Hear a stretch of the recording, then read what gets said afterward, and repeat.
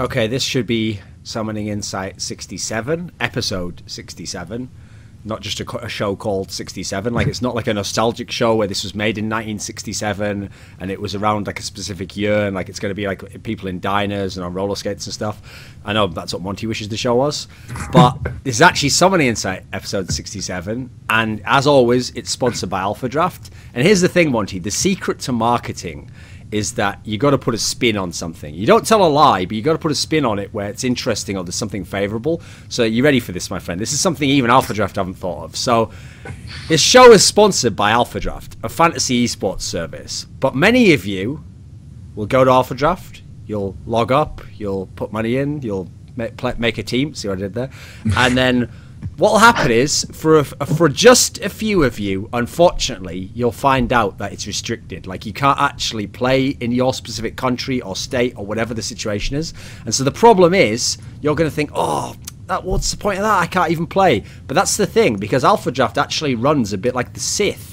Because the Sith runs on a power structure, right? Where it's not enough to just have power. There must be one to have power and one to crave power. And that relationship causes like a certain level of like obedience between the two, and one wanting to like learn from the other, knowing that eventually the one who craves power will be able to destroy the one who's in power and take over. So listen, don't worry right now if where you are you can't play Alpha Draft, because one day you will rise up and you will destroy the states that can play Alpha Draft, and then you will enjoy Alpha Draft also.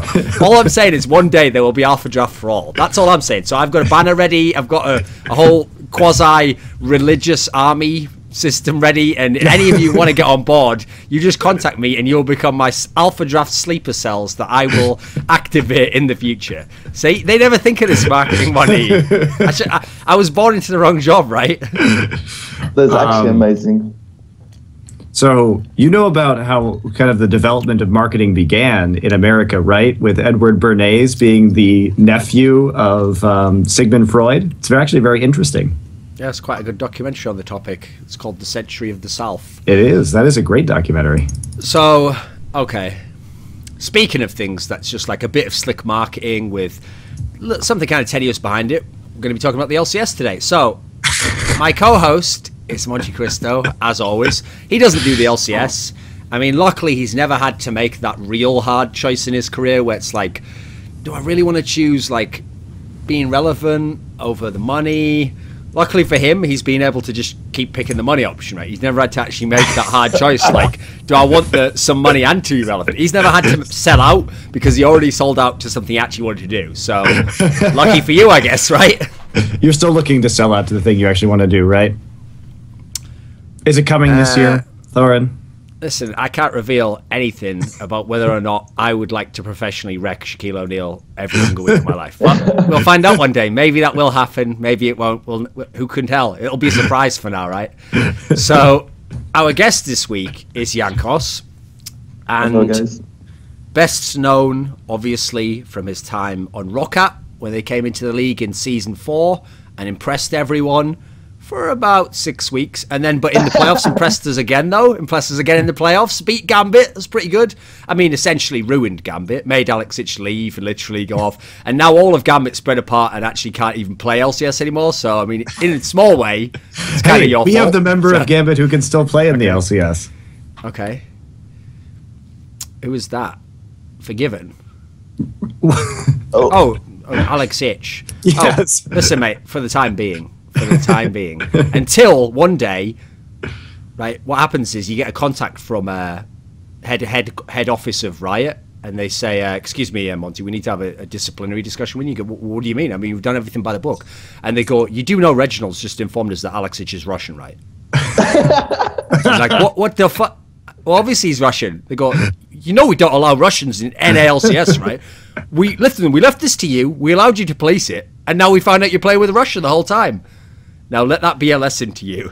And then you go, anything else? And they go, no, why would there be anything else? Nothing about Freeze?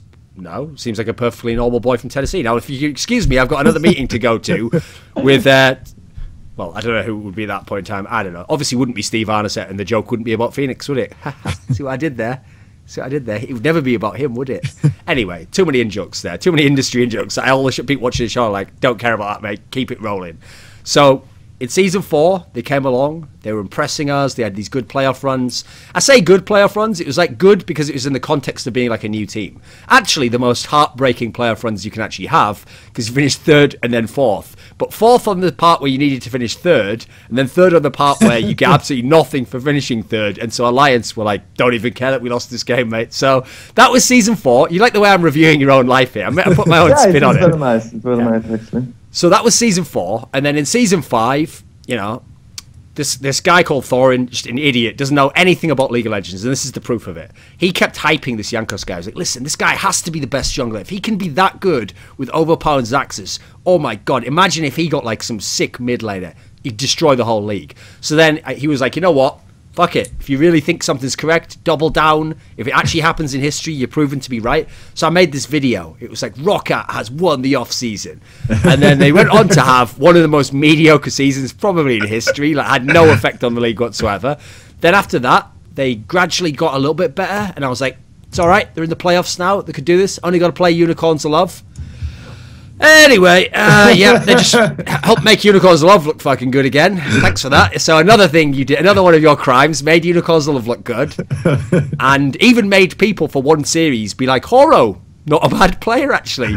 That ended. That was only one series. Now you're here. You're on H2K. So how are you doing right now, Jankos, in terms of your career? Where do you think you're at? Well, I think that's actually pretty good, you know, compared to last year at least. Like in 2014, it was probably the best, I don't know, like time in my career, just because we were new back then. No one expected anything, and everyone was super bad at League. So it was super simple to actually like stomp people. And right now, like in 2015, we are actually super bad. And I think we're like overhyped, including New Greg, obviously. He was actually overhyped as well. Okay. And we are just, I don't know, like we had Overpower top lane, and it didn't work out for us with him top lane. He should never like be a top laner. I don't know like what happened that he was a top laner, but like it didn't work out with Ride, you know. And right now I'm actually playing with super fucking good players, so I'm really happy, you know. I'm looking forward to actually achieving something this season. So when you were in season 4 and your team came along, and like at the time, obviously almost none of your players were actually known at like the international level, you know. Like your team had been around in terms of like second tier or whatever, trying to battle to get in. Was it a surprise even for your team that you suddenly became, like at one point you were top of LCS? I mean, I know, we just played. So obviously it was a surprise that we were doing so good, but at the same time, it was not as hard as it was, as it is right now, you know. Like back then we had a pretty good coach, and then we were just playing, and no one actually cared like what do we do in game. We were just like kind of running around the map and killing people, and people like had literally no clue how to play the game. Okay. So it was a viable option to just like run and kill, you know. And I know, like it was so simple. Yeah, like I cannot explain it otherwise. Like Pyro is so bad, you know, like everyone's so bad, and it looked just so simple. And right now it's like different story. See, Monty now is getting what I call the Moscow 5 effect, which is like, you know, whenever a team does really well. So let's imagine for a second, Jankos, that we were on a Primetime League, and I'm obviously played by Jat in this particular session.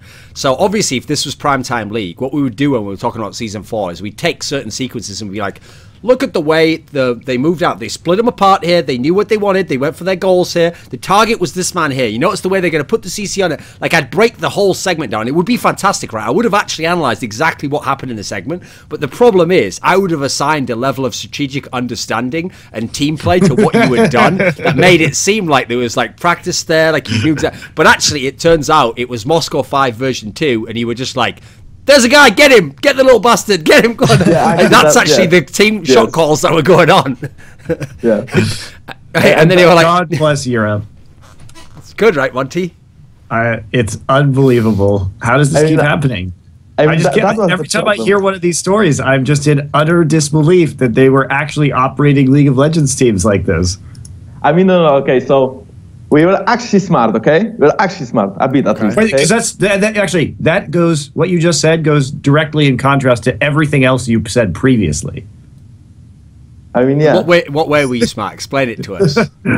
Okay, so basically, we knew what to do in game, and then we were like super good when it comes to team play. So it's just that, and we trusted each other. So when it came to team fights and actually doing stuff in the game, we were actually good at it, because if there was one call to go in or to do something, everyone would listen no matter what, you know. No matter what happened, we would come into the call. So we never hesitated, so it was good. And then our coach was trying to teach us like why it happens, like why something happens, you know. So for example, if something happened in like Korean League back then, he would try to teach us why it happened and how to actually do it when we play the game. And in first split, like always in spring split, everyone is like kind of rusty and no one plays the game right. And then in summer split, everyone is good. So I would say in 2014, in spring split, no one actually practiced that much, and we were just like kind of playing the game, and we were like 5-1 or whatever. And yeah, like the calls that we were making is basically like, you know, just go mid and try to fight, you know, like, okay, I would just go top, go mid, go bot, I will take a couple of kills, then we were ahead, and then some of us would just go in, and then we win the game, you know. It was like no brain, kind of, in my opinion. And then in summer split, what happened is that teams actually stepped up, and we didn't, and we were like 1-5 at the beginning of the split. So it was like completely opposite to what happened earlier. And our coach was not there either, like he had some stuff to do. So we were kind of left alone for like first 2-3 weeks. And then when he came back, we actually came back as well, because he would like tell us why does something happen and how to like do it in game. So then, yeah, and we were kind of quick learners as well. So we improved quite a lot this season.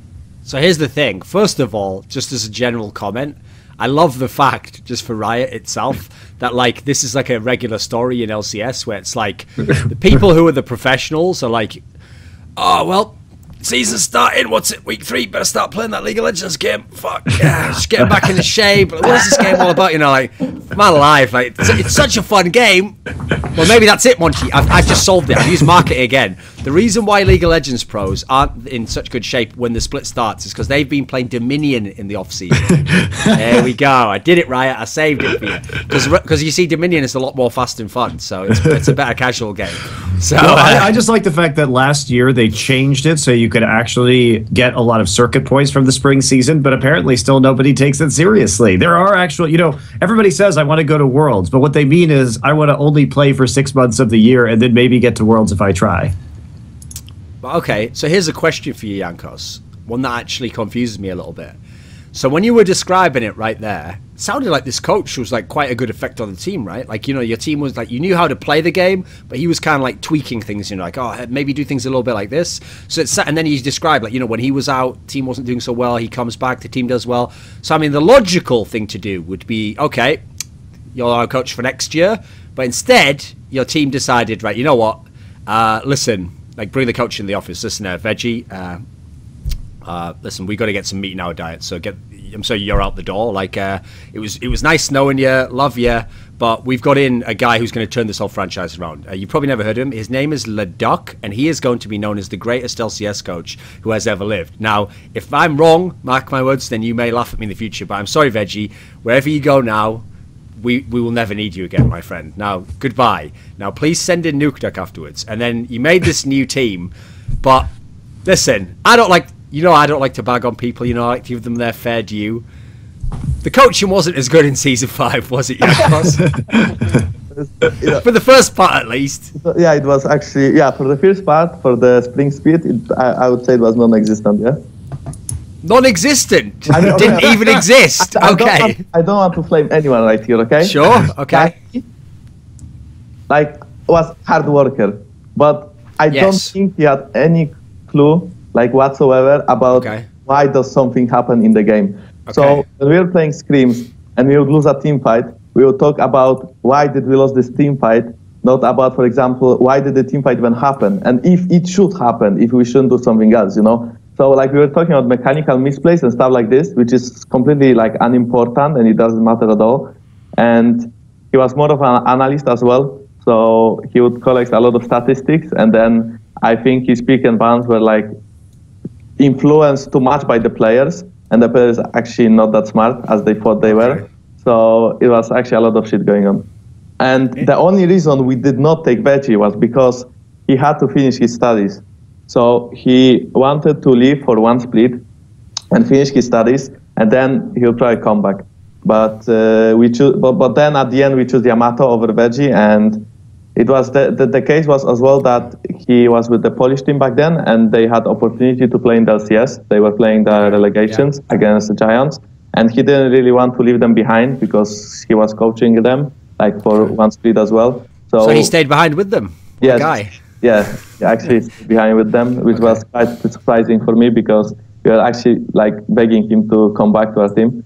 And in the end, it didn't work out for him. You know, like they lost, and we lost as well in the playoffs. But at least we played a little bit more. You know. See, you described there that like the coaching was kind of non-existent and the problems. See, when everyone saw, you know, Monty, of everyone, I mean, you had your interactions with him. Everyone thinks Soaz is like he can't be coached, you know, he can't be controlled. But you also have to realize when he makes these comments, you have to look at who his recent coaches were. It's not like he was coached by like fucking Coma and he was like, you know what, coaches are just rubbish. You can't do anything in the game. You have to look who his coaches were. So when coaches are like, coaches don't actually do anything, you know. That's because I imagined the meetings were like this, like Soaz. Listen, we need to have a really important talk. Like that game, it just wasn't right, man. And he's like, well, I know. Like, what do you think went wrong? And then the coach is like slowing down in like freeze frame. Like, look, see when you threw this skill shot here, you missed because your angle was like this. If you'd have thrown a little bit more to the left, it would have hit him. Try to throw a little bit more to the left next time. And Soaz is literally like, they pay this guy? Like, what's going on here? Like, and then I just love the fact you said that like maybe his pick ban was influenced a little bit too much by the players. Now that I love, by the way, because every good pick ban in the history of LCS is like Reddit and Twitter are just like, incredible coaching. The coaching's fucking incredible. Meanwhile, the player's just like, I'd like to pick Caitlyn today. Like, okay then. Like, that's what I imagine it's like, at least. Monty, what did you think about Spring Split Roccat last year? It had some problems, right? I mean, yeah, obviously we all expected them to come in quite strong with that roster, and they really didn't look like they had gelled whatsoever or had any kind of game plan. Like, obviously we were excited to see Nukeduck back in the scene, but I think the big problem was that they just looked really passive. Like they were afraid of playing on the map most of the time. So Jankos, you actually said something in Season 4, which I noticed. Here's the key thing. When someone, I've noticed in League of Legends, I'll tell you a secret about esports, Jankos. When you do an interview with someone, one of the ways you can decode what they say is if they ever start talking about something in an old team that was really good, and they start to get this like wistful look in their eye, like they're remembering like the good old times, and they're going, yeah, we used to just like all go in together, and if anyone made a call, everyone would just like go in and attack. What that means is, right after that period, everything went to shit, and that never happened, and now they're sort of thinking of their old girlfriend, like, oh, she used to cook me meals and sneak into my room. I'm like, oh, so awesome. That means the new girlfriend doesn't do any of that shit, right? So if in Season 4 it was like see hero, kill hero, everyone's going in, everyone's attacking, everyone's just making plays. Season 5 wasn't Season 5 where it was like, shall we go in? I don't know. Maybe no. Okay, back off. Like, was that Season 5? What was going on in Season 5? I think it's pretty sad to actually say it, but it was actually like this. So it was, guys, they are doing Drake. Oh, maybe we should contest. No, I think we should farm. It's like, yep, that's pretty much it. I mean, especially early in the season, too, where Dragon fights were like 90% of the fights that took up the game. And especially around the time of MSI in the spring season, you know, we saw less or fewer Dragons rather taken as the season went on, and more strategy involving other objectives, but at least for the early part, it literally was all about Dragon. Yeah, and we never actually contested a Drake. No, it was also more because I believe in 2014 we were actually less pussy, if I can call it like this. Like no one actually cared that much about if we will lose the fight or not. And on the lanes as well, my lanes were like playing kind of aggressive. So when I would go somewhere and I would try to gank, then the guy would be actually poked. And in 2015 in Spring Split, I felt like Overpower was kind of losing quite a lot. I didn't feel like his champion pool was like pretty big, but I liked the guy, you know. So we tried, we knew that he's new to top lane, and he was like trying hard to actually improve. Yeah. And we were trying to, at the very beginning, we were trying to play around like me and Nuke. But the issue there was that I believe Nukeduck never takes a risk. Like, I don't think I mean, it's hard to judge like how he played in season 3 because back then mid lane could like 1v9 the game. But in season 5, what happened is that he wanted me and Vander to kind of take the lead. Like, so basically we go around mid, we ward for him, and then when he's like safe, like no matter what he does, he's safe because he has control, then he would actually do stuff. But like he would never take the risk to actually go and like try to poke or like kind of harass a lot opponent or like play aggressive on the lane. And I'm not talking only about pushing, because if both of mid laners are like 100% HP, it's sometimes just fucking hard to gank. And then I remember one time that like we were like, I was trying to gank mid in the CS, and Overpower was like next to me as well, and we wanted to go in super hard. Like we wanted him to flash in, and he like threw the E, and he was playing Lissandra. And then like if you just like E again and probably flash, like we will probably get the kill, right? But it could be risky because like we didn't have exactly the vision, but like we could go for the risk. Like sometimes you just have to fucking take it, you know, and that's what we do in H2K right now. And like he didn't, like he was playing like super safe. So he was always super smart. Like he's actually super smart guy, you know, when it comes to doing stuff. But I think he's actually a bit of, I don't know, like not a slacker, but I don't think people should be that scared in the game, maybe. Like people should just take the risk, in my opinion. So I don't know, it's hard to judge. Like right now with Ryu, I think Ryu plays like much better than you. I actually, you know, it's like I would pray to God and then he would like bless me with Ryu, you know, like he would grant me the one wish and the one. Tell us how you really feel. Okay. Oh wow. Okay. Yeah. So every night you were like, okay, see you, Nuke. Yeah, see you in the morning, and then you'd be like, Our Father who art in heaven, please God, give me a real mid laner. And then one day you just heard a knock at the door. Who is it? You're like, hello? I am here to play the mid lane. Oh, he's here. Yes, he's here finally. The prophecy. All my dreams and my prayers have been answered. You know, it's for you. The issue is that back then I was actually bad as well. And I believe so, at least. Like, I believe my mechanical skill was like on point, but I believe that my brain was not on point. And so what happened is that back then I believed that Nuke is actually the best. But right now when I play against him, and when I see like what Ryu does compared to what Nuke did, it's just different dimension for me. Like how much more Ryu actually does. What I love is this is all really good, like very honest answers, very informative, but in its own way, that is the most next level trash talking. Because you're just sort of saying listen, okay, I don't want to trash talk. All I'm saying though is basically Ryu is like a fully formed person. Nukeduck, fantastic 2D sketch.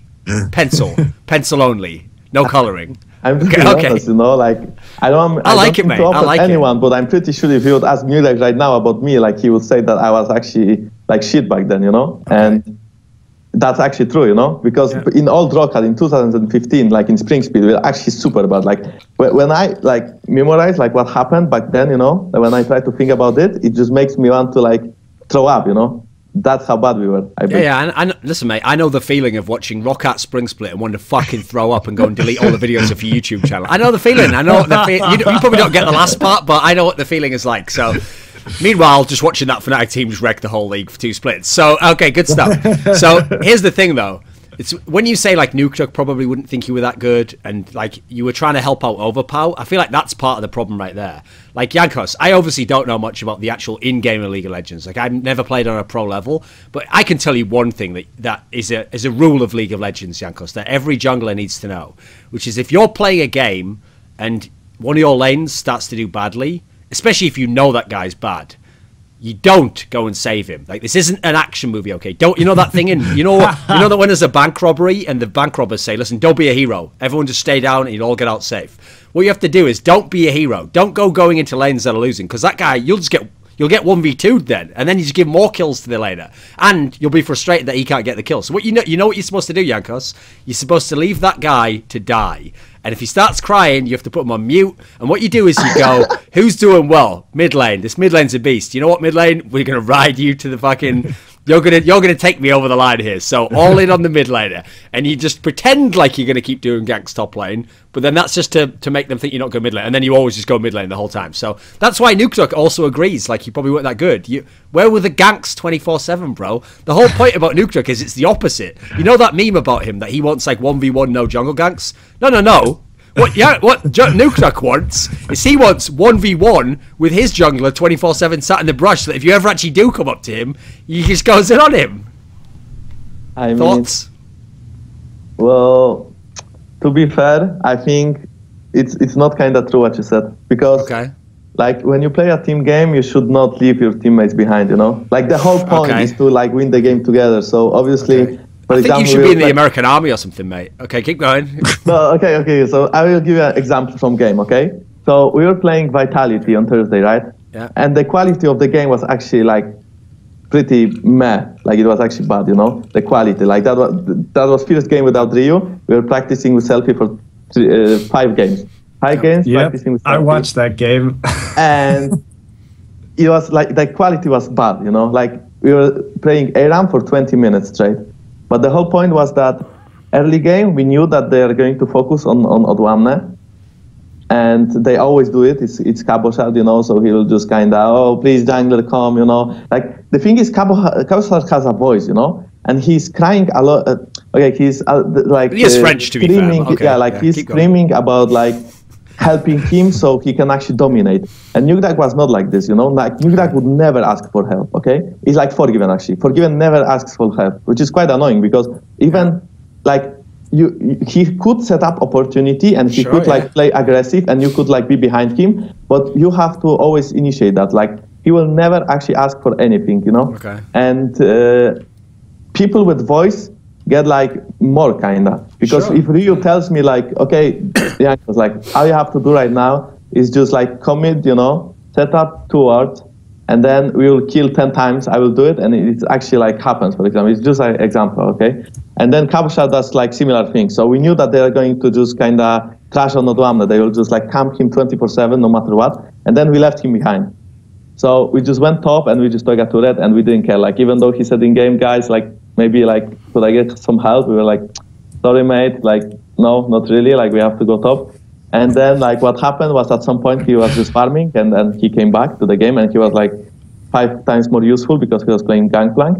So I don't know, like it worked out like in this example, you know. But normally like people with voice get like more help. So for example, Cabochard always got help from Diamond. Always get help from Shook, you know. And then I don't see Vitality playing around Nukdak, but he's playing better than in Season 5, I guess. Like people tend to play better now, so he always like gets some wards, so he plays better. He even solo kills Selfie. But I don't see him like having like that huge of an impact. Okay. I mean, I know that was a shock to Monty that he solo killed Selfie with this champion called Lulu that Monty thinks is just trash, apparently. So it's not a good champion, is it, Monty? Could never solo kill someone with that. Oh man, I mean, I was this last game. I mean, obviously, Selfie made quite a few errors that ended up costing your team pretty significantly. And it resulted in the sort of run around the mid lane thing that happened until you guys got that big sort of team fight in mid and were able to actually put the game away. But you know, you're right, it was pretty sloppy. I don't, especially the lane swap too. Beyond Selfie, you guys lane swapped really weirdly, and certainly you got Forgiven ahead, but you didn't. The Gangplank was really under-farmed, and obviously that's a pretty colossal issue if you're playing with a GP on your team.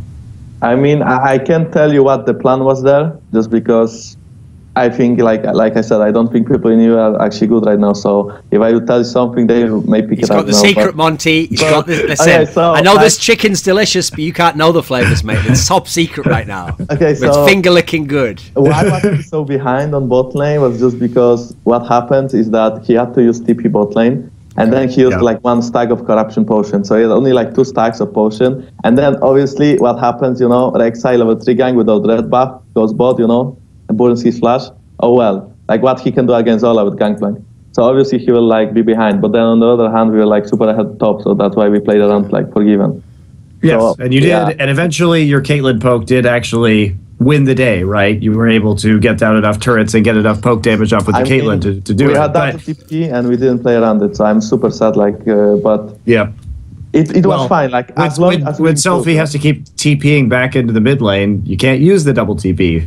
No, but it's actually not true what you're saying, because we had so much wave clear that we didn't need him mid lane most of the time.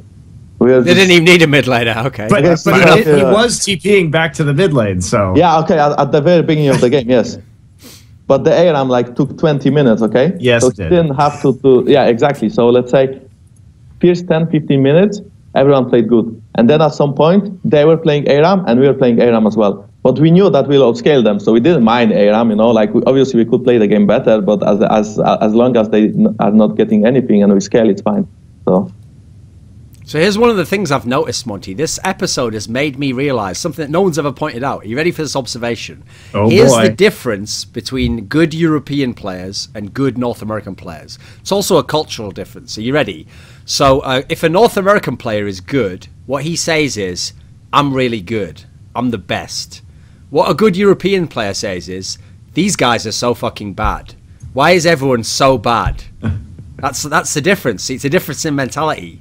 It's that, like Nukdog, like Jankos so far has never actually credited that his team was ever good. He was like, no, you have to realize back then people were really bad. And we're like, wait a minute. When you say people, you do mean like season 3 Fnatic, like you're like all these like ridiculously good teams. Like, no, they were bad. They didn't know how to play the game. And now it's great because actually things are working really well, and we're not going to tell you what we're doing because no one else knows what they're doing. Like, okay, well, brilliant. Like, that's the secret is you've got to big up your opponent. So it's like boxing. Okay, Jankos. Even if the person you're fighting isn't very good, you have to sell the idea he's really good because then if you beat him, it looks like you're even better. You know, like oh no, he's a like young, content, hungry guy. You know, like Floyd Mayweather, like build people up so that when he beats them he can be like, you know, I've won like 10 hard fights in a row, man. Like, so here's my question. Okay, so when you were talking before about like this particular game, there's been a lot of complaining about that particular game because essentially it was two teams just farming and then one fight ended the whole game. Now I realize that's how like most of the Korean games are these days. So that's the point. This is the meta now. But the problem is, think how different that is from 2014, Jankos. In 2014, the way Roccat used to work was like, okay, let's get like, you know, like 2 or 3 skirmishes under our belt, you know, get going into the game, maybe like 6 or 7 fights in. Are we leading a little bit? Have we got a few towers? Maybe 10. If we can do 10 team fights in a game, could probably win this game right now. Now you have to win one team fight and the whole game's won. What do you think of this? Well, I guess it's more punishing, no? So for like example, I mean, okay. I'm not saying I like it. Like for me, the bloodshed is like better. So I like to fight way more than just sit behind. But okay, it's a good quote. Okay, so for example, if you fight a lot, you can kinda test your limits, and then if you have 10 team fights and you are better than your opponent, you'll probably like win 8 team fights, let's say, and then you will win the game. But in one team fight, well, you cannot do like any mistakes, you know? Like you have to play it perfectly because if you lose that team fight, the game is over. But that's how it works right now. So I know, like honestly, like we could have, like everyone is focusing on turrets right now because they just give so much advantage. Like one turret is like 1k gold, and then Drake is useless. So I think the meta right now is pretty fine, but it's focused super hard around turrets, and no one actually cares to fight. And everyone is like focused more around objectives, which I like because for like when it comes to like spectator points of view, if a guy has no clue about League of Legends, then it's probably boring, right, Duncan? So, sure. But when it comes to actually like playing the game, it's quite interesting. Okay, what do you think, Monty? What do you think? Because you know everyone's complaining at the moment. They say it's like it's rubbish. You know, who wants to watch people just have one fight and then lose the game? What do you think? I'm not a big fan of it because here's why. I actually think it gives lesser skilled teams a better chance of winning games. Because, like you're saying, sure, if you fight 10 times in a game and a better team's going to win 8 of those team fights, that's all well and good, and you can get enough of an advantage from winning 80% of the team fights, right? But in this meta, if you take one fight at 40 minutes and it happens to be the 2 out of 10, then you just automatically win the game because the death timers are so long. Yeah. And if you want to get those 8 out of 10 team fights that you actually win, what you should be advocating is I would like better. Like the dragon should be better and people should be more incentivized to fight around that objective, because right now everybody's just playing for split pushing and like lane dominance and wave clear because they can. You know, we don't see Rumble because he's not really useful in this particular meta when you don't have a heavy emphasis around early team fighting, right? If the dragon had some gold on it again, would that fix this? I think that would be perhaps a start. I don't know if that's certainly the answer I would want in this particular scenario, but it could help maybe a little bit of gold. Or there's some changes on the PBE right now, I think, that are buffing the dragon that look okay. How about another option? You do something different to the Rift Herald. Oh, the Rift Herald's a piece of shit right now. I mean, that definitely needs to change. What kind of thing could you do to it, do you think? I mean, literally anything. But see, the problem is the issue with the Rift Herald is if you buff the minions, the minion buff, because the junglers take it right now because it gives them extra damage and move speed, so they can clear faster. If you give it to like a stronger buff, then people are just going to split push even harder than they are right now and continue to go after those kind of objectives. I think you could give the Rift Herald something like a damage to champions buff, or even a reduced damage to turret buff. These are ideas I haven't really thought about that I'm just throwing out there, but if it was a reduced damage to turret, reduced damage taken from turrets, you could actually encourage more diving and like forced fights. Jankos, what do you think on this? Like, should we change the dragon? Should we change the Rift Herald? Do you have any ideas, something we could change that will improve things? Well, probably if the Drake buffs, like the second one and fourth one, are kind of useless right now. So I would try like buff both of them. So well, they're gonna do that, I'm pretty sure. Yeah, like this is very important because right now you take first Drake and then you don't have to care. And then if your opponent takes like 2 Drakes, then you took 1, it's like 3 Drakes in total and it's 18 minutes, and like it does not affect the game that hard.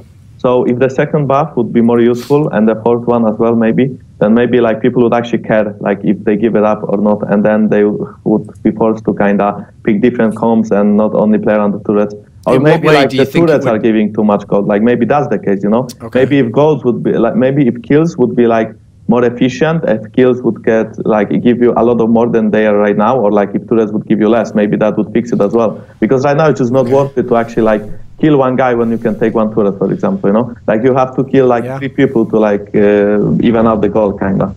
So, Monty, why do you think this is that we've never had that as the change then? Because here's the thing, in normal sports, okay, you've probably seen this. In like, okay, so an example is in the NFL, the reason why the scoring stats are inflated is because they made certain defensive things illegal, essentially. They made more rules to make it like encourage offense because they want the numbers to go up, they want people to be more entertained. They did the same thing in the NBA about 15 years ago where they made a lot of the defensive rules harder so that it encouraged higher scoring games. Also in hockey, when they changed the size of the goal crease a while back, just so people could get closer to the goal and have more opportunities and angles. So an obvious version for League of Legends is make more gold for kills. Wouldn't that encourage like more dives and stuff like that?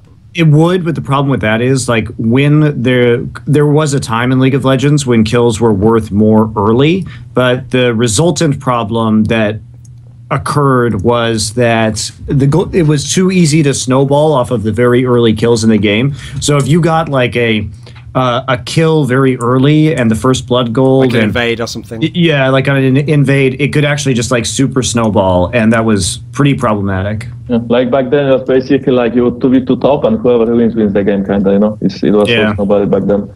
So it's actually hard to tell what they should exactly do to balance out the game. But one of the things I think they're doing with Dragon on the PBE is the 4th Dragon buff is going to reduce damage taken from turrets by 30%. So that's huge in terms of closing out the game quickly because it'll make dives way better. But I think if they have to do something with Rift Herald because right now it just deals so much damage and the buff is so garbage that it's pretty much a non-factor.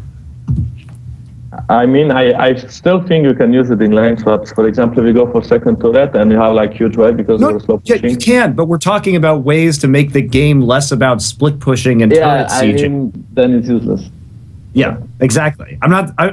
Look, I think it's not very good right now, but I'm saying if you buff the wave clear aspect of it, the pushing aspect of it, then you end up with the problem where you are just encouraging the kind of non-action that is currently happening. I think buffing Rift Herald and buffing Dragon are the ways to force fights more naturally. Is it not a concern, Monty, that if you make it so that dives are encouraged, you're just going to allow those Chinese shitters to start being good at League of Legends again. You do realize what you're doing here, my friend? Would that not be a problem? I mean, is it worth that cost? I think it's fine. I think that we'll just get more entertaining games, honestly. And there's still going to be trade-offs to be had, because obviously the dragons will become more attractive, but split pushing and fast pushing will still be viable as long as they balance it properly. Sure. I agree, by the way. Like, here's the thing. For all the shit people give China, like Season 3 OMG, I realize that's like the one season no one watched in the West. That was like one of the most fucking entertaining teams you've ever seen. Really like fun. The difference is it's not like they all just dived the turret for no reason. It's like they understood how to like juggle the aggro, how to get in on the guy, how to like get kills where like it looks like he can escape but he can't. It was fucking awesome to watch. But I have to say, it would tilt you if they were doing all that and having these incredible intuitive plays, and then Froscorum was on her version of PTL. Like, you see what they did there is they understood that if they went in at this point, you would do this. Like, see, that was when she was Jat in that example. Don't be Jat. That's my message in life. I have a sign on my wall when you wake up.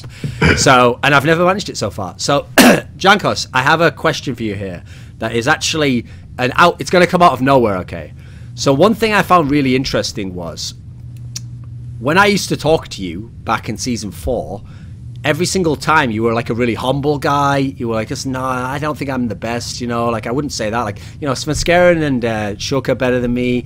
And then you were like always like so humble about your team. And I was saying, yeah, but like I was thinking you'd be like cocky, you know, like, oh yeah, I'm pretty good. Like, look at my laners. I was like, you know, what if you had like a really good sick laner, you know, would you be really good? You were like, oh, I don't know, maybe it would change the dynamic of the team. But then what I noticed is I did an interview with Nukeduck not so long ago, and in the interview, I've told Monty this already, I kind of naively asked him in an offhand manner, like, you know, since there was that history, Nukeduck, you know, where you were on the NIP team that KMT team beat, I mean, they haven't ever, like, you know, have they ever brought it up?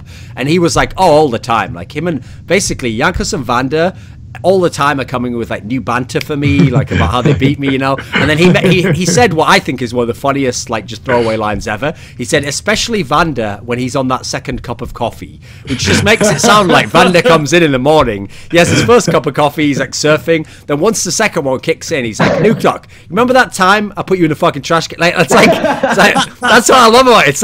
It's like the banter level's gone up. And is this something that's changed about you, Jan? Because it seems like the banter's getting a bit savage from you two. I mean, the thing is that I'm really respectful towards my opponents and when I talk about them as well and my teammates. But when it comes to actually like when you're like 1v1 with me, like I'm talking to you only, or like we're like upstairs talking with the team, I actually like trash talk a lot. My teammates only though. Like I actually like to trash talk my teammates. So obviously we were losing a lot of games, so we had to trash talk Nukeduck because he was overhyped, and we were like actually kind of laughing. But we didn't like we didn't blame him because back then, like I said, we thought like he's super good, but like he's still good, he's smart, you know. But yeah, I mean he was quite overhyped, and we were as well, you know. So it was quite funny, and it was just friendly trash talk like all the time, like. Basically, I think it happens in every team that you just kind of laugh at people like what they are doing, you know?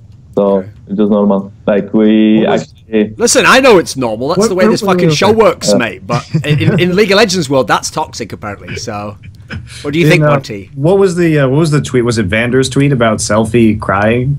That was actually a comment on Twitter. Was it on Twitter or was it Reddit? It might have been a Reddit comment. It was Twitter. It was like Vander tweeted that, basically. You know, Vander tweeted that. That was hilarious. Yeah, so the tweet was, by the way, it said, like, Selfie was sad because he has to go back and play with North Americans. After the guy was literally crying. I think that's brilliant, by the way. That level of savagery is unreal, but that's hilarious. Because everyone got to enjoy that. I mean, well, when you look at this, you know, if you watch, like, NA players yesterday, then, you know, I may cry too, so it's kind of normal, I think. I mean, I always thought it was hilarious that was the send-off you gave him. Thanks for subbing for us. Thanks for doing us a favor, Selfie. Now go back to your trash can. No, actually, that's a really nice guy. I like him. I think he, like, if you'll go to NA and he'll play, like, as the primary guy, then I think he could be really good. But as for now, I think he has to fix some issues with his mentality, and he's not obviously as good as Rio. Like he is probably worse than Nukeduck as well, but he is trying really hard and he's dedicated. So I wish him the best. He's also really young. Yeah, he's super young as well, and his mechanics are actually on point, you know. So all he has to fix is that he needs to know more about the game and a bit of his mentality, and he can actually become super good. It's about getting confidence in yourself, Jankos. You know, when you're young, you've got that kind of like protective circle around you of your mom and all your family. You know, you got to become your own man. You got to leave home, as it were, and then at that point, you go out into the world and you become a man. So that's what Salfie needs to do. Yeah. So. Also, I like the way we all just call him Salfie still to this day. Like, didn't he change his name or did he change it back? I mean, oops. Did he actually change his I name think back? it's Salfie, no? Changed it back? I think it's it was Corey. Like it was. I think it's because everyone was like, "Who's Corey?" And he's like, "Yeah, shit. I should probably go back to the one name I was ever known by." Yeah, no, my name's Salfie. Okay. So what I like is the way that you've actually set up a scenario where I think we need to make like a DJ Khaled meme set for Jankos. And so it's like, if there's a famous video, Jankos, of this American hip hop producer called DJ Khaled, where he has these, well, in American vernacular, they're called hoes. They're women that associate with him, primarily for his wealth and status. And these hoes, as they're called, they're still, and then what famously he does in this video is he hands one of them money one by one, and he explains their good qualities, which is something that you do to hoes to explain that they're important to you. And so there would be a version like this, but it would be with you and Nuke Duck, and you'd be like, "You smart, you good at the game, but you're a pussy." that's what you'd have to say to him. Okay, that's the way you'd explain life to him, and he'd be like, "Okay then." And also, yeah, obviously. Anyway, so here's my question though about the savagery: is that did that actually only develop in season 5, Roccat? Was this like gallows humor to get through the fact that like the team was just fucking terrible? Did this develop in some way because of Nuke Duck? Because it feels like everyone who was around Nuke Duck, he is like someone who's like from the Sith from Star Wars. Like even being around his presence, it has like an effect on you. You know, like everyone becomes a little bit more toxic, a little bit more banter's going on from everyone who comes there. Where's this savagery come from? I mean, he's a bit cocky, I guess, but just a bit. Yeah, just a bit cocky. But I mean, like he's kind of good, you know. So like that's the reason why he's cocky. But I think he's actually like a little bit overestimating himself, and that could be as well the reason why I think he's not performing as we think he would. Okay. Like I think maybe that kind of blocks him. That he just thinks he's like so good, but like. When you look at the other players, like for example at Rio, and I'm not sure about Fabian because I didn't play with the guy, so I know that he's like super good. I would say he's the best mid laner in Europe right now, but I'm not sure like how he plays in game, you know, which is important right now because the meta is all about team play right now, and like if you are like super skilled individual, like you probably won't be able to call the game alone because it's like evolving so much around team play and about like what you have to do in game.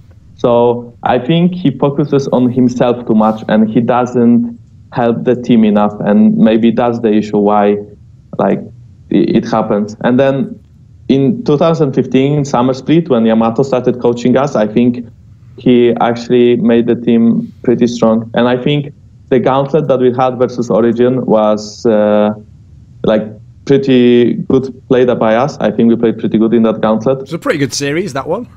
Roccat versus Origin. Yeah, I think it was pretty good. And like versus UL, it was still like meh, you know, and then we had 1 month or whatever, and we still didn't beat Origin. But yeah, I mean, I think the coach is very important, and I think everyone has to help each other, and it's all around the team, and it's not about individuals anymore. So maybe that's what's sad about this game as well, because, well, in season 3, right, he was super good. Like he was the best mid laner probably. Like he was just stomping everyone. He was shitting on people. And right now, like maybe he would still do it if the game would evolve around it. But the game is about team play right now, and you have to kind of focus, like sacrifice your own. I mean, you can't just sacrifice your skill. But what I mean is that you basically have to help out your teammates. And if you talk enough, and when you are like communicative and you talk a lot, it's just so much easier to win the games. And he was the kind of a guy who did not talk in game like that much, you know. So I really like him. Like I love the guy. I still love him, you know. Like he's so nice. He's so friendly. Like he's smart. He's good. But like I cannot compare him to the really just so much better, I think. See, that's what's different for Nuke Duck, you have to realise. It's like, for Nuke Duck, it's like the old joke about, there was a Korean player before your time called Mac Noon, okay? And the thing about Mac Noon was, his jungler wasn't an amazing jungler, but his jungler knew that his job was to come to the lane when Maknoon said. And so the joke was about this jungler called Watch, that he was Maknoon's third summoner spell. So basically, for Nukeduck, that's the way his career's been, right? He used to have his keyboard set out. He had, like, he had flash on F, like all, normal heterosexual people. He had, he had the ignite always, obviously, on the other key. And then he used to have a third key, right? He used to use R, but he used to use T. And what T was, is it didn't have T written on it. It had a little picture of Marcel Kampfeld's face. And when he pressed that button, he just assumed that Marcel Kampfeld would actually be in a brush and he would dive out with Elise. And he actually, in fact, Nukeduck didn't even know that this was actually another player on his team. He thought it was like a bot. And he thought that when he pressed that button, that Elise went up in the air, and then she came down near the opening. And he didn't understand that this was actually a human being that had to, like, time that out. So he wasn't communicating this. He wasn't setting it up. In fact, he doesn't even understand that a jungler has to set a gank up. He thought a job of a jungler is to wait in that brush until the other guy's ready to be ganked. So he's been learning a lot, okay? He's had to learn a lot about how the game is played. I've got a question for you. Since you were describing, like, maybe he's a bit too passive or he's just trying to farm and he's not poking the enemy out, what is the difference then between Nukeduck playing that style and Froggen? Because this is obviously something people used to criticize Froggen for, like he doesn't go for solo kills. Are they doing the same thing? Is there a similarity? Is there a difference? I think it's just that I think Nukeduck is a overall better player just because his mechanical skill is so much better. And right now in Season 6, I think Nukeduck improved a lot on it. I think he's playing very more aggressive. But I still think he's not like the brain of the team. So he will just play his game and he will, like, be good, but he won't carry the game. And in Season 5, it was similar, but when he came back on stage, he was like he was rusty, basically. Right now he's getting better, but I still think he's like not the brain of the team. And maybe in Season 3, maybe Dexter was so good, Maybe we underrate Dexter. Maybe he was. No, listen, mate. We can all agree Elise was a really good champion back then. Let's just leave it at that. Yeah. I mean, okay. But he was one of the best Elise pickers in the entire world. I agree. He's fantastic at locking that champion in. I mean, you still have to hit the cocoon. Oh, it's true, yeah. I'm sorry, yeah, you've been watching NA again. You actually have to hit the cocoon. Like, if you flash and you miss the cocoon, that's actually a net loss, believe it or not, to your team. I know you think you're making the sick plays and that you're going to be on, oh my god, LCS big plays, but actually, that's the opposite of a big play when you do a flash and you miss the cocoon. Just a word to NA junglers there. PSA to NA junglers. Yeah, I mean, I just think that Ryu is just kind of smarter at the game, and he why do we praise him so much is because when we play the game, everyone is talking a lot. Like, everyone in H2K is like talking super much, and the only guy that is talking less but still provides information is Forgiven. And then we all trust Ryu for some reason. So wait a minute. The guy who's fucking Korean and barely speaks English talks more than Forgiven. I mean, he speaks English right now. He was not like a year ago, but sure, right? Yeah. I mean, now I was around Ryu when H2K was boot camping for Worlds, and Ryu's English was not great. Okay. So what I can tell you in scrims, Ryu is different than in LCS. In LCS, he talks so much more. Okay. So maybe that's the reason you thought maybe he's not talking that much. But when it comes to LCS, he will just, I don't know, like, his calls are like decisive and everyone listens, Like, when you hear him talking, when he tells you something, it's like teacher yelling at you, You have to do it no matter what, basically. Like, he's just like so decisive. Okay. And maybe the issue with some players is that they will call something, but they lack balls to actually call it like manly, They're like, oh, maybe you could go top, And then Ryu is like, go top! Jesus Christ.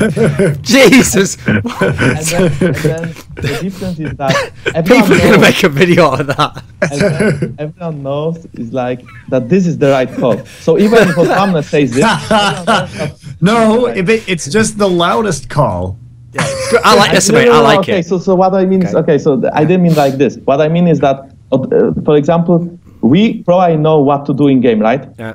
But if someone of us would call it, maybe not everyone would listen, or like maybe we'll not call it like that hard or something. But we know that if he calls it, it's kind of, we have this idea in mind that this is the right call and this is what we should do next. Okay. And then he's the guy who would just call it loudly, Yeah. okay, if you have 5 perfect players, okay, like if your team is perfect and everyone is the best in the world for some reason, then you don't need TeamSpeak to play, right? Because everyone is so good. Exactly. Like everyone is so perfect that they will just do everything and execute everything so good that they'll just destroy people.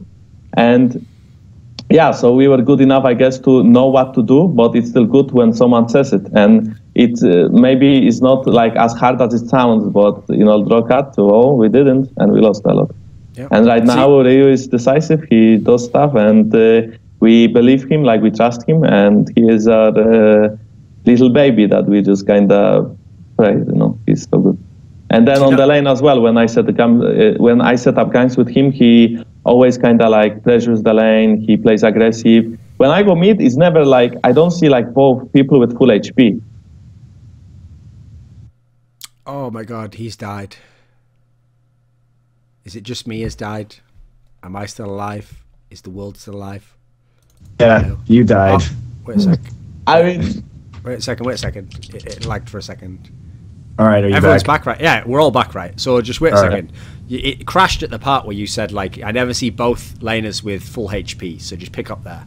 Yeah, I mean, I never see both laners with full HP. It's always someone is trying. I can go, I can kill, And with Odwamne, it's similar. Like, Odwamne, actually, I think is the best laner, top laner in Europe right now. Like, he's so communicative, like, he talks so much, and he's setting up, like, plays for me as well, And then I know if I give him advantage, he will not actually waste it. Like, he will use it and he will win the game, So, like, and Forgiven is kind of the same. Like, the issue with Forgiven is that he wants to be alone, Like, he's a guy who never wants help. Okay, like, pause there. We will get into the Forgiven part in a minute. But first of all, I need to address some of the things you said before, because the Forgiven part is this whole, like, Heinz worms. Would you like one, Monty? Like, we'll get into that in a second, okay? So, Monty, here's the thing. First of all, this must actually be porn for you, because think about this. Do you realize what he's saying here, Monty? Are you ready?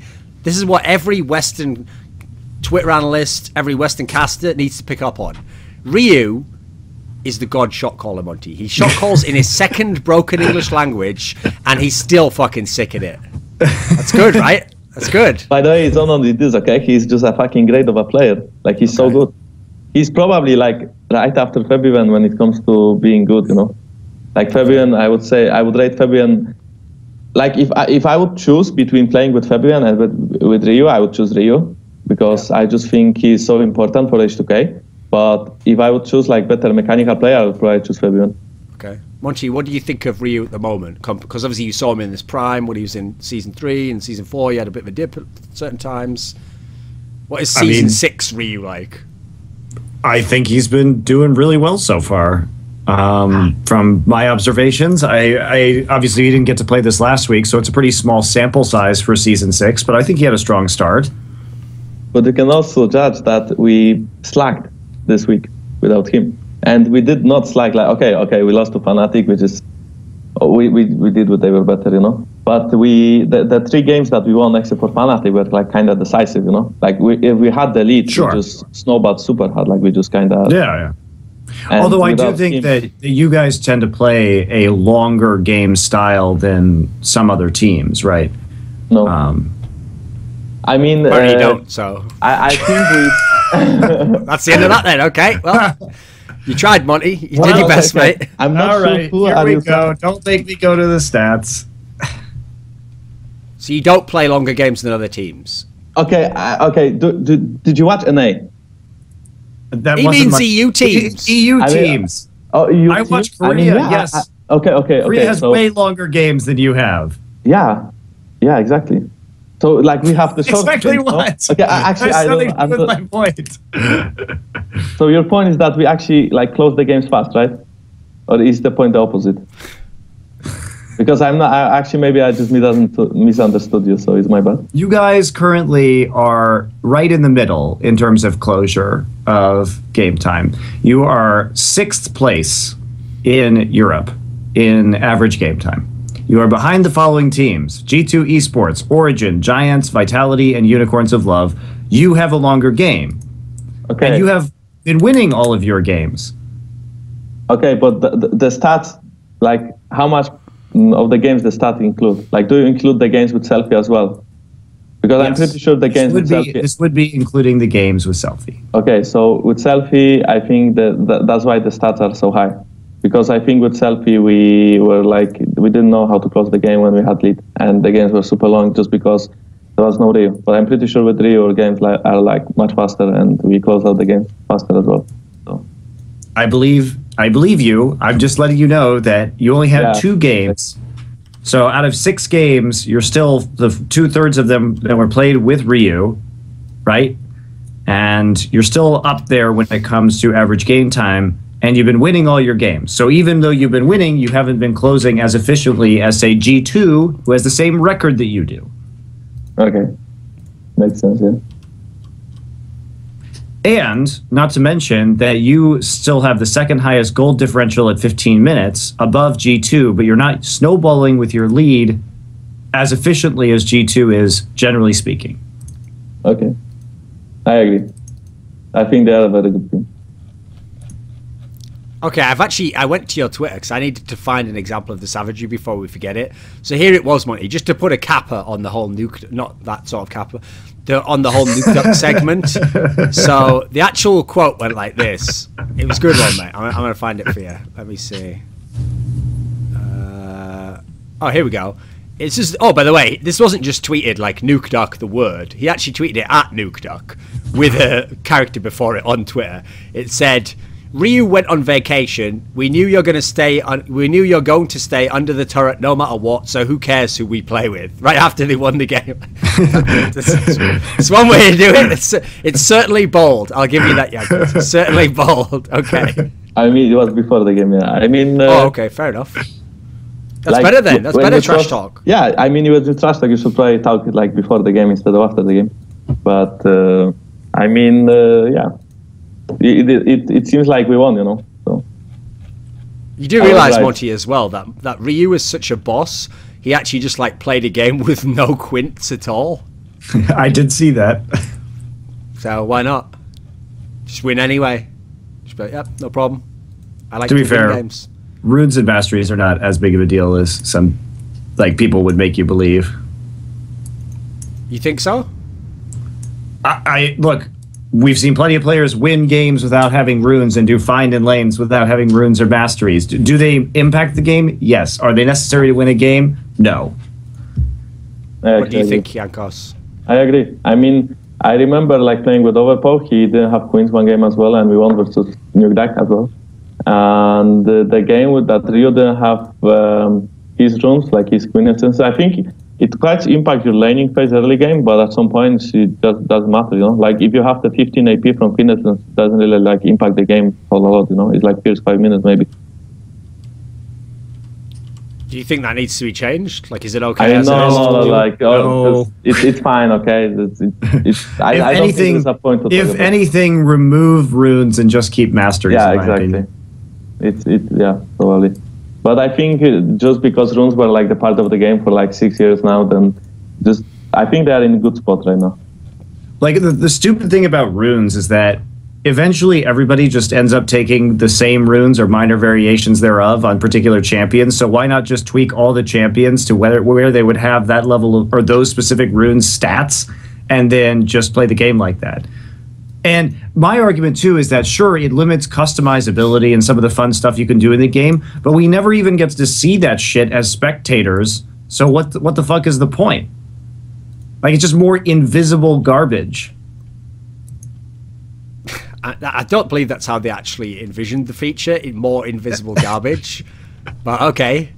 So, there's a feature on this show, Jankos, that I like to run, and it's called Lily.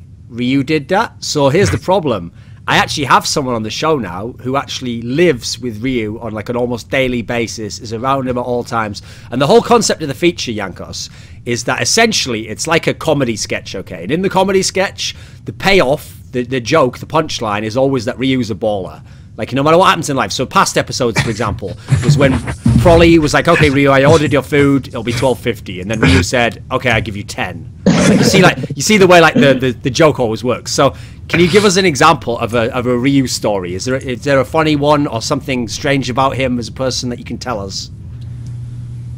I mean, to be fair, like everything that happens here is just like I'm so used to it that it's hard for me to find something like special, because basically what happens is that me and Vander, as the Polish people, we are like actually teasing everyone, and we are just like kind of, I know, annoying them and like talking them a bit in game and stuff like this. So like we are the guys that are like running around the house or like I know, walking around the house, and we're like having some fun, you know, like laughing at people. So we try to everyone mood to be like, we try to make everyone mood kind of like improve and stuff like this.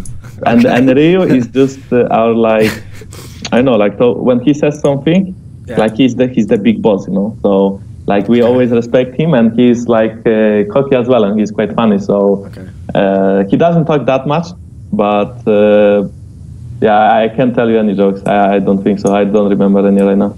It's hard to actually like get anything. No, he's the big boss. Like, it's like you said in game. Like, that was the problem. Think about it. Okay, in season 5, you were saying like people would be just go, oh, should we do this? Should we do that? Ryu was like, go to top lane, and then you go like, I don't know if we should do it. You dare speak back to me? Like, and then you have to at that point, you have to go to the top lane. So it's just what he says. So here's the thing, though. That's one of those scenarios, Jankos, where I feel like what's going on in your mind could be different from other people. Okay, because you made it sound awesome there. Did you see the way you described that, Monty? It's kind of the way I'd describe this show. I'd be like, oh, it's a great show. What happens is like me and Monty invite on guests, and we're always having lots of fun with them, you know, like saying things about the past. And what we do is we make them even feel good about like the bad times in their career. You know, we're making good jokes about it. But what you have to realize is that's to me because I'm loving it. That you made it sound awesome. Like you and Vander just walking around team houses, like, haha, let's roast this guy over here, and then we're over here like, hey, you suck. Like, hey, you, nice play, last name loser. Haha, see yourself off to NA. Like, you might be loving it. I need to talk to the other members of the team to know if this is as awesome or if they're just like, oh, great, the Polish Bants crew is here again. What's this going to be like? 5 minutes or something? Like, okay, how long's this going to last for? Yep, brilliant stuff. Yep, okay. See you later, mate. Okay. I like how he also has no examples about no, like him making fun of Ryu or anything like that. Just absolutely nothing. There's no banter for Ryu, right? So what happens when you make fun of Ryu? Jankos, wait a minute. If you're going in on Nuktuk all the time, even if you haven't done this so far, you have to promise me at one time you will do this, okay? You have to do something with Ryu about when he got wrecked by Faker 1v1Z. You must have said something about that. I mean, yeah, like we did a couple of times, obviously, but... Okay. What does he do when you say that? Okay, so it's sometimes it's hard to say what he's really thinking, because he has always this poker face on, you know? Okay. So when he's laughing, actually can see that he's laughing, but sometimes when you make a pun and his face is still the same, it's actually hard to judge if like that was funny, you know? So like I don't want to offend him. So for example, maybe he thinks like this was not the greatest time of his career and maybe it's not funny for him. So if he won't laugh at it, I won't like try to do it again. Like if I try, like maybe I'll try 2 or 3 more times, but if his reaction is still the same, like, Monty, think how much better it would be if you had a video of all those segments of Ryu where he has that expression, you know, like the eyes that are just straight, the face is straight, the mouth straight, but it had the music over it, like, can't read my poker face. Can't tell if I'm mad about getting owned by Zed. Like, whatever the lyric would be. Would make it better. Make it even better. Does he actually look like that even when he's happy? Just no expression? Sometimes he's smiling and laughing, but he's actually a bit like not toxic, but he's like, okay. Thanks for clarifying that. Yeah, he's really like he knows his shit kinda. I can tell you that. So he knows if someone is playing bad or good, you know, and he knows that he's good as well. So he's not really like trust talking anyone. And for example, if I say in game that someone is bad or something, like he will tell me that I'm toxic, but like inside of himself, you know, like this little point in his heart is actually a bit toxic, you know, a bit, just like a little bit. Like sometimes he'll say something that's actually like a bit toxic, you know. Jankos, you know Ryu played with Kakao, right? Yeah. So here's my question: do you think Ryu actually thinks you're a really good jungler? Holy, that's. What do you think? I'm just asking. Okay. You know, that's actually like bothering me as well. Okay. Because. Well, like, you know, when you will ask him, for example, like to compare the players, like ask to his old players, he would always say that you are better. But it doesn't mean he mean it, you know. He says it so you can feel all right. Okay. So I'm not sure, I would personally ask him like, if he thinks I'm the best jungler he played with. I know that I'm better than Lulex, but I would kill myself if he would say that I'm worse, But I'm not sure if I'm better. Yeah. Well, here's the thing. Maybe he's such a great guy and such an honest guy that he finds a way to make both of you happy. Like, he looks at you across the team hall and he says that Jankos. He doesn't say Jankos, okay. He just looks across the team hall, and when you make eye contact with him, he just says like, "You're the best jungler I ever played with." But what you don't know is at the time he's looking at a picture of Kakao on his phone from like OGN. And he's like, "You are the best jungler I ever played with." Okay, let's get into the game then. Yeah, maybe. I was honest to everyone. Thor, what I've just learned from this entire conversation is that Ryu is just some sort of mafia boss that Jankos and the rest of the team is entirely too afraid to say anything about. He's just been consolidating his power. Because we used to get the Kasing stories on Twitter about him, but now it's nothing. He's just entirely spread this blanket of fear. Oh, you don't think Kasing actually... Does he have a German goon squad yet? No. I hope not. I don't know. See, you haven't put the connection together there, Monty. So you think that Kasing actually chose to try out for TSM and that he chose to go and leave and join Vitality? No. What happened was Ryu was like, listen, okay, I gave you a chance. We got 2 splits in. We got to the semi-finals every time. We went to Worlds. It didn't work out. Kasing, you know what? Sick bants, mate. I love all the tweets, but you're going to have to leave the team. It's like, well, what do you mean? Like, I'm one of the best players in the team. One of the best players. I'm the best player. Now, if you can leave, I'm going to bring in that guy, Vander. Vander, he was shit in Season 5. Yeah, exactly. You fuck with me, mate. This is what happens. Now I'm going to make him look really good. You and Hjarnan, go and join that team, and then I don't want to hear anyone ever again talk about how sick Hjarnan is. So now we will get into the section. See, I led into it there, Jankos. You can only talk about Forgiven if you, like, you can only invoke the Demon Lord if you give the correct sacrifice. So I trash-talked Hjarnan, and that means we're now ready. The scene is set. The altar is before us to summon Forgiven, okay? So here's the thing about Forgiven that you said before. It's interesting. Most people who don't know him would assume the opposite of what you said. They would think that 24/7 he's like, jungler come bot, like, come bot, teleport, like, he'd be asking for every single type of help he could get, okay? But you said it's the opposite. Like, he's never asking for help. Yeah. Why? I have to drink a bit of water before I continue because... okay. This is some serious shit now. Yeah. The conversation actually gets serious. It's actually just a water bottle full of vodka. He's got to get. Yeah, I need to get a little bit thank I can't talk about this like being over. Okay. So what is the deal with Forgiven? Just a simple opening question. I mean, well, he's just forgiven, Like, he's really good. And the thing is that just because your people are talking non-stop, then the comms, maybe the comms are like not enough for 50 people to actually like step in. So he provides us with enough information for us to lead the game. And we don't necessarily need anything else from him. We just need him to play the game as like good as he can possibly. So pretty much at the best level, And that's putting it into like, yeah. Because when you said... Like, I mean, yeah. Because since you said, he doesn't even like call for stuff or whatever, that's the thing, okay? I'll explain to you something about people in America, okay? Because they have so many people in America who've been in prison, Jankos. And prison there can be very, very harsh if you committed any sort of like real crime, okay? That when people come out of prison, there's a famous thing where if you see someone and they're eating their food and they put their arm like around the plate and they're just like hugging it to themselves, that means they've actually been in prison because they've been so institutionalized. They're used to people like fucking with them when they're eating and like stealing their food that they're like, they can't trust anyone, okay? Even when they're just eating their food. And you say, like, have you been in prison? And you'd actually know that they would. You have to understand, that's the way Forgiven's whole life has been. Like, he isn't even aware that you can play 2v2 bot. Like, that's why his joke is, have you seen his account, Monty? His account isn't called Let Us Play 2v2. His account on solo queue is called Let Us Play 2v3.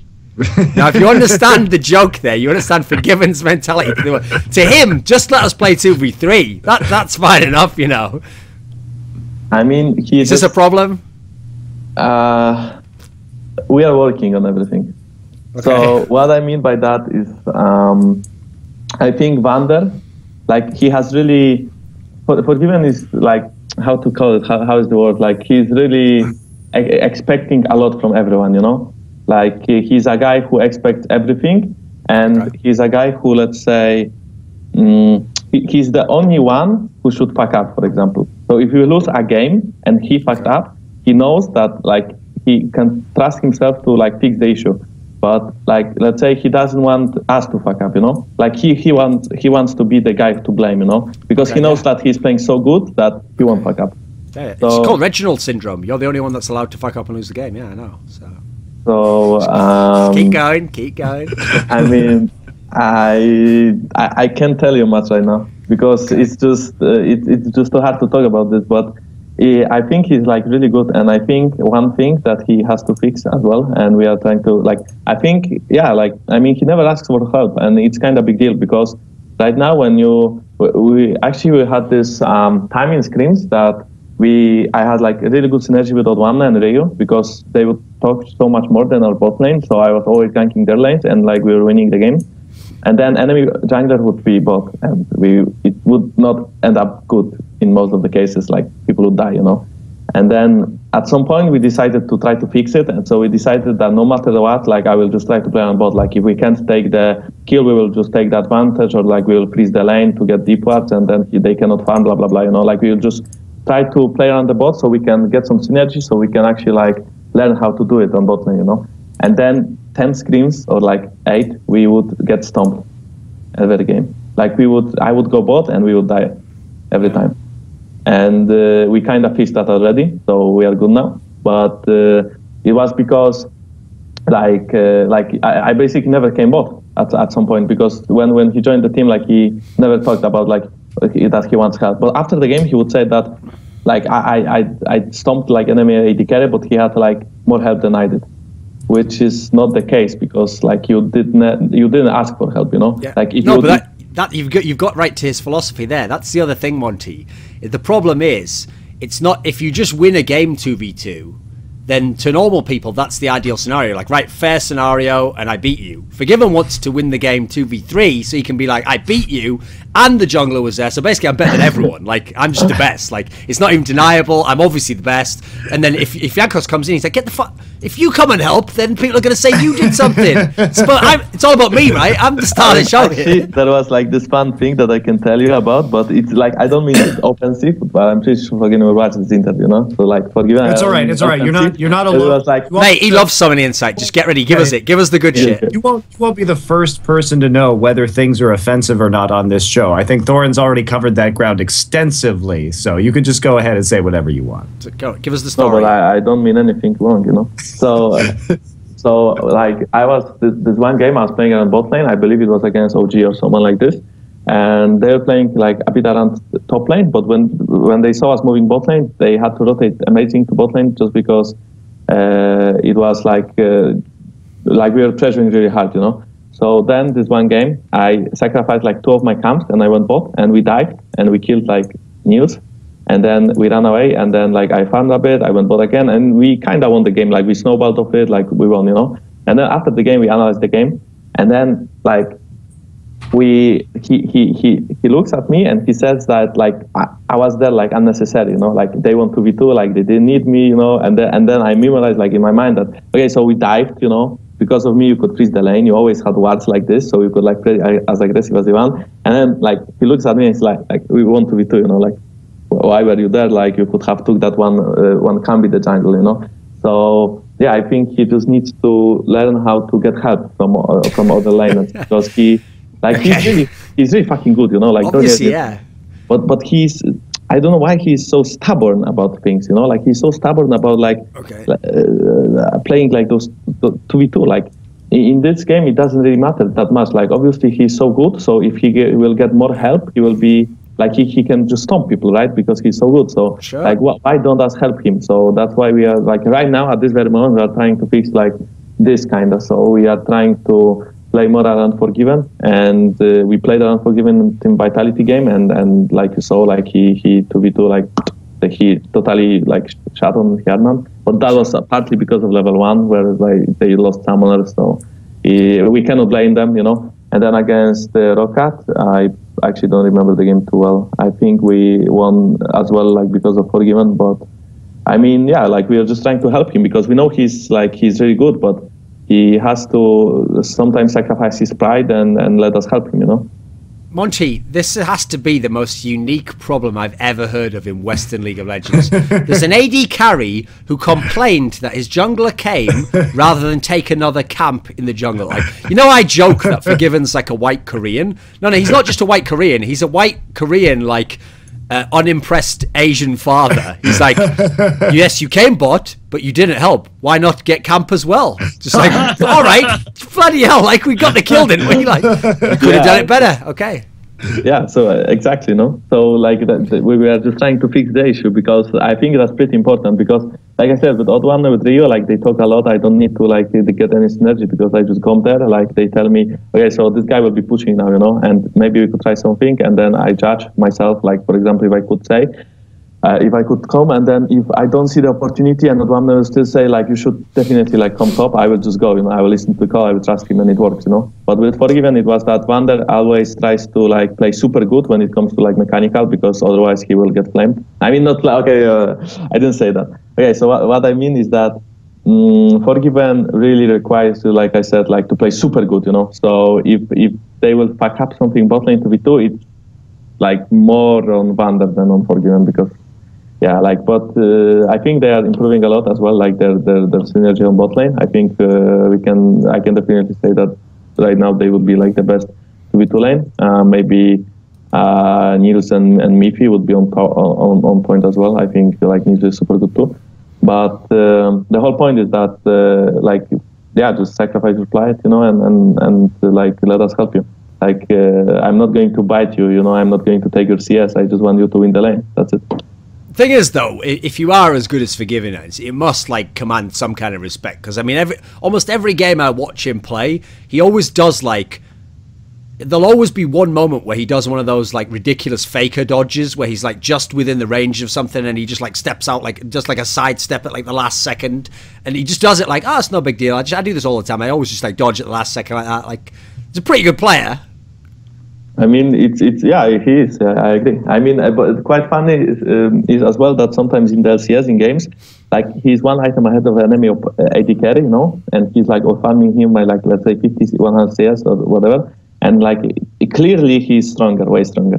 And then like he says something like, "Hey guys, he's catching up to me. You know, I'm so much stronger. Like let's do something, like stuff like this, you know," which is like not true because like he's actually like getting even more than enemy AD carry does, and then he's so behind, like he's useless, you know. And then he's like a bit scared, like, no, guys, he's catching up to me a bit, you know, like kind of funny.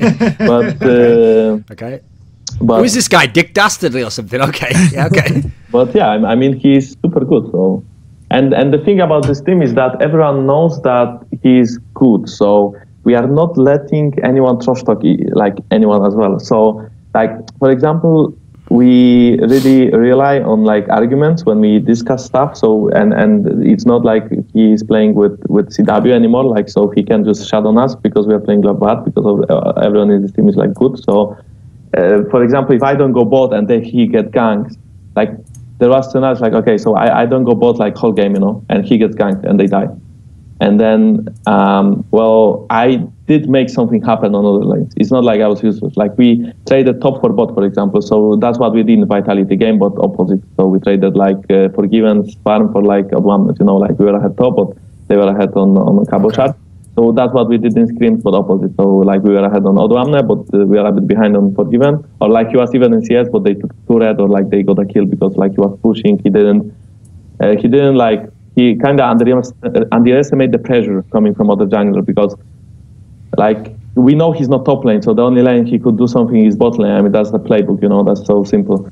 And he didn't respect it, like, with one or something, and they died. And, yeah, I mean, it happened quite often. So when we were talking about it as well, like, he didn't ever meant to be offensive towards anyone, you know, like, he was super respectful. So I actually thought he is more of a guy that's like more cocky. I mean, he's quite cocky, but like I thought he's going to flame or something, you know. I thought he's like way less nicer, but he's actually a nice guy. Like outside of the game, he's like super friendly and nice, but in the game, he is super serious, which I like because I'm super serious already in the game. I hate when people are like joking game or something, and yeah, that's basically Forgiven. You know, like I could tell you like way more about Forgiven, but I can't because I'm still playing with him, and like I think he's good, and I just started playing with him as well. It's like 3-4 weeks.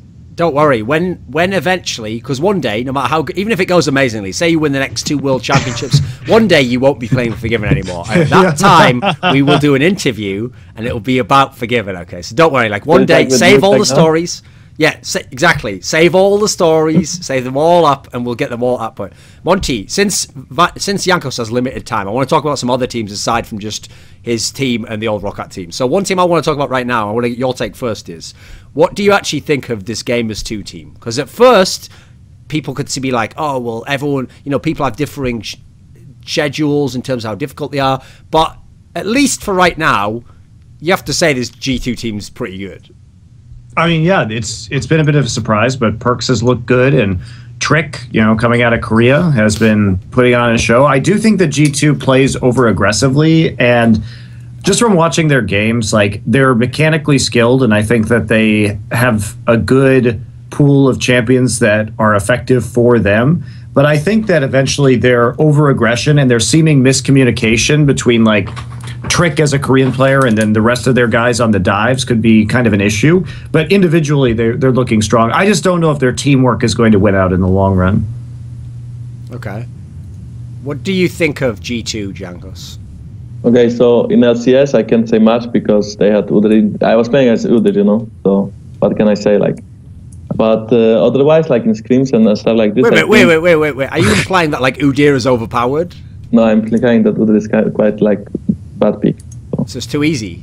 I mean, it was not. Actually, they were trolling. I don't know. Their picks and bans were bad. Okay, this game, that I can tell you. But overall, okay. So about G2, I think their players are actually super good. I think the worst player in the team, which is not bad, but he's the worst, is Kikis, because I don't think his laning phase is too good, but I think his like team fights are like pretty good, and the rest of the boys seem like super smart and they are good as well. So I think that's the most underrated team because on paper everything seemed like it was like I didn't expect them to be so good. I was expecting them to be like maybe 5th or 6th or like even worse.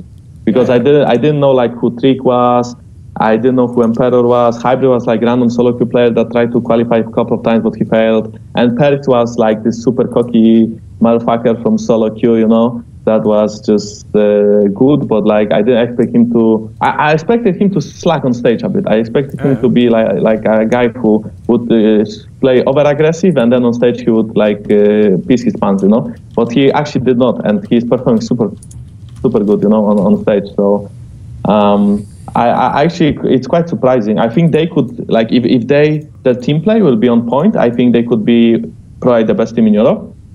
But as for I don't know, their coordination has just been so like mixed bag. I mean, you take a look at like the Fnatic game this last week and their fail dives and.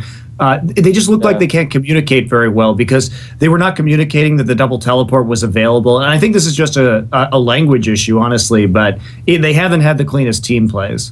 Yeah, that's true. But usually what happens is that Perkz is winning mid lane super hard and he's snowballing from that, and Trick helped him a lot as well. So, like against us, for example, they did not snowball mid lane hard, and then we took side turret, and then they crumbled because they had but to come.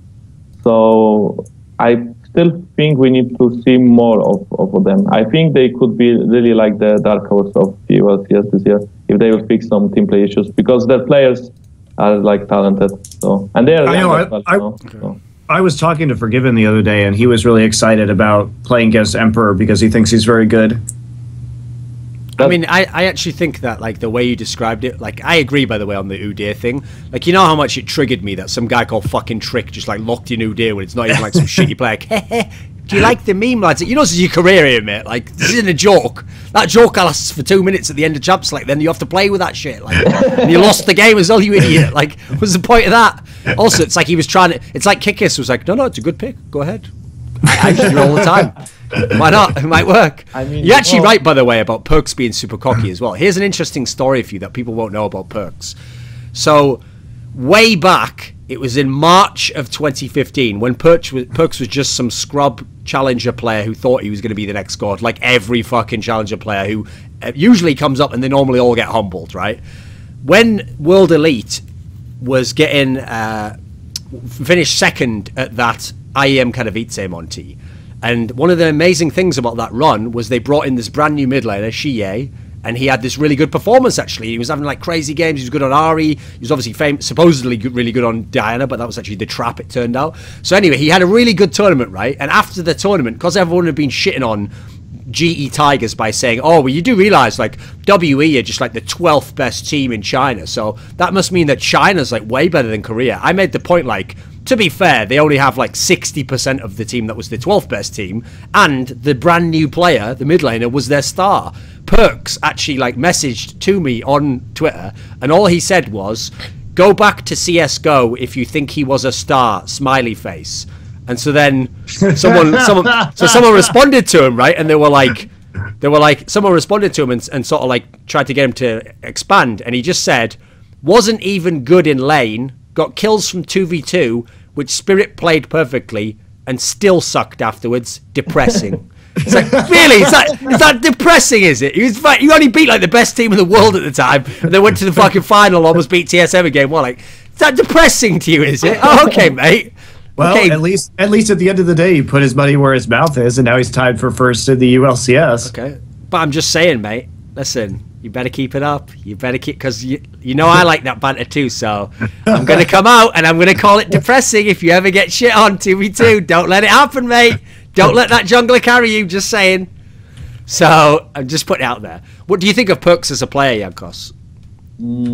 I think he still needs to improve a lot on his like mind in the game, maybe. I'm not sure if he's smart or not. I think he's like super good on lane and he makes good rotations and stuff like this. And I think he's the biggest reason why G2 is so successful, probably.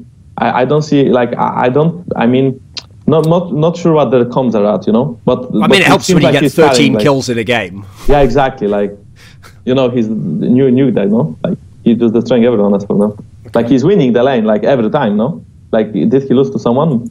I don't think so. Actually, there was like one little game that he died alone, so it was actually super bad from him. But maybe he just doesn't play Lulu. I mean, he doesn't play Lulu, and maybe that's good. But there could be like one more reason, you know. He always plays a good champ, you know. He's pretty smart about his champion pool. Okay. Like he tries to get counter pick, or he tries to pick a champ that's like super good blindly. So for example, this week he played only Corki, and as we all know, Corki is kind of overpowered right now. So you know, maybe that's the reason he was so good, but. Maybe that's the reason why Forgiven was good. He was just playing cocky. You've got it. You've solved it finally. Yeah, maybe, overpowered champ. He was playing Caitlyn and Lucian, and he was equally good, you know, this week. So I don't know about this, mate, but I think, I think he's super good. I'm actually looking forward to see more of him because I think he's a cocky player. So I really like to trust on him when he actually makes something dumb and stuff like this.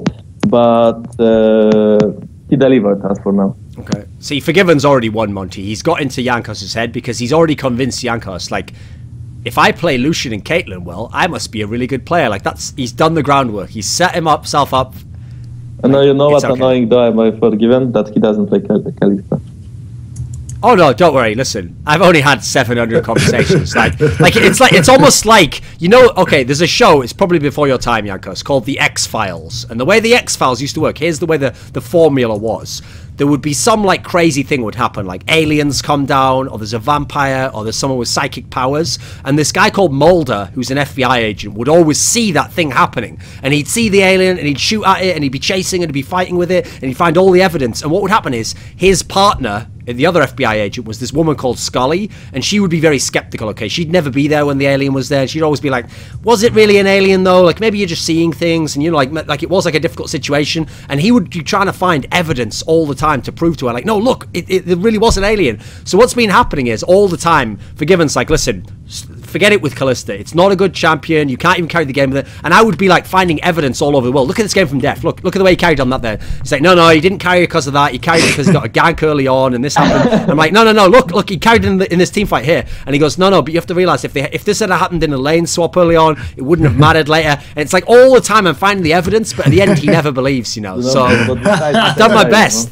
We tried the same way. We actually showed him like some. We were watching LCS, and I believe Steelbug was playing it. Oh, listen, that's not going to cut. Oh, was that the approach? You were like, look, Steelback's winning on it, man. It must be a fucking good champion. It's so overpowered as fuck. Look at Steelback.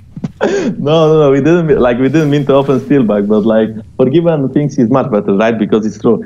So even if Steelbug played so good on Kalista, it's objectively a fact. Yeah, like maybe Kalista is good if Steelbug played so good on her, Maybe that's it, and maybe Steelbug is good. So like, do you agree that Steelbug is like super good, or do you maybe think Kalista was that good? So. Mate, I've already said on this show, when Fnatic was one of the best teams in Europe and they won LCS, and Steelbug did all right, I just said, wow, I didn't know Yellowstar was that good. So I've got one question before you go, because you have to go in a minute. Yeah, I have to right now. Here's my question, okay? So on Perkz, it's easy. Everyone can look now when he's doing really well and go, oh yeah, he's really great. He's going to be an awesome player. But I want to get an actual, like, nail it down, okay? So if you had to guess, in like 6 months from now, do you think Perkz will be the best EU mid laner? 6 months. 6 months. Is that enough time?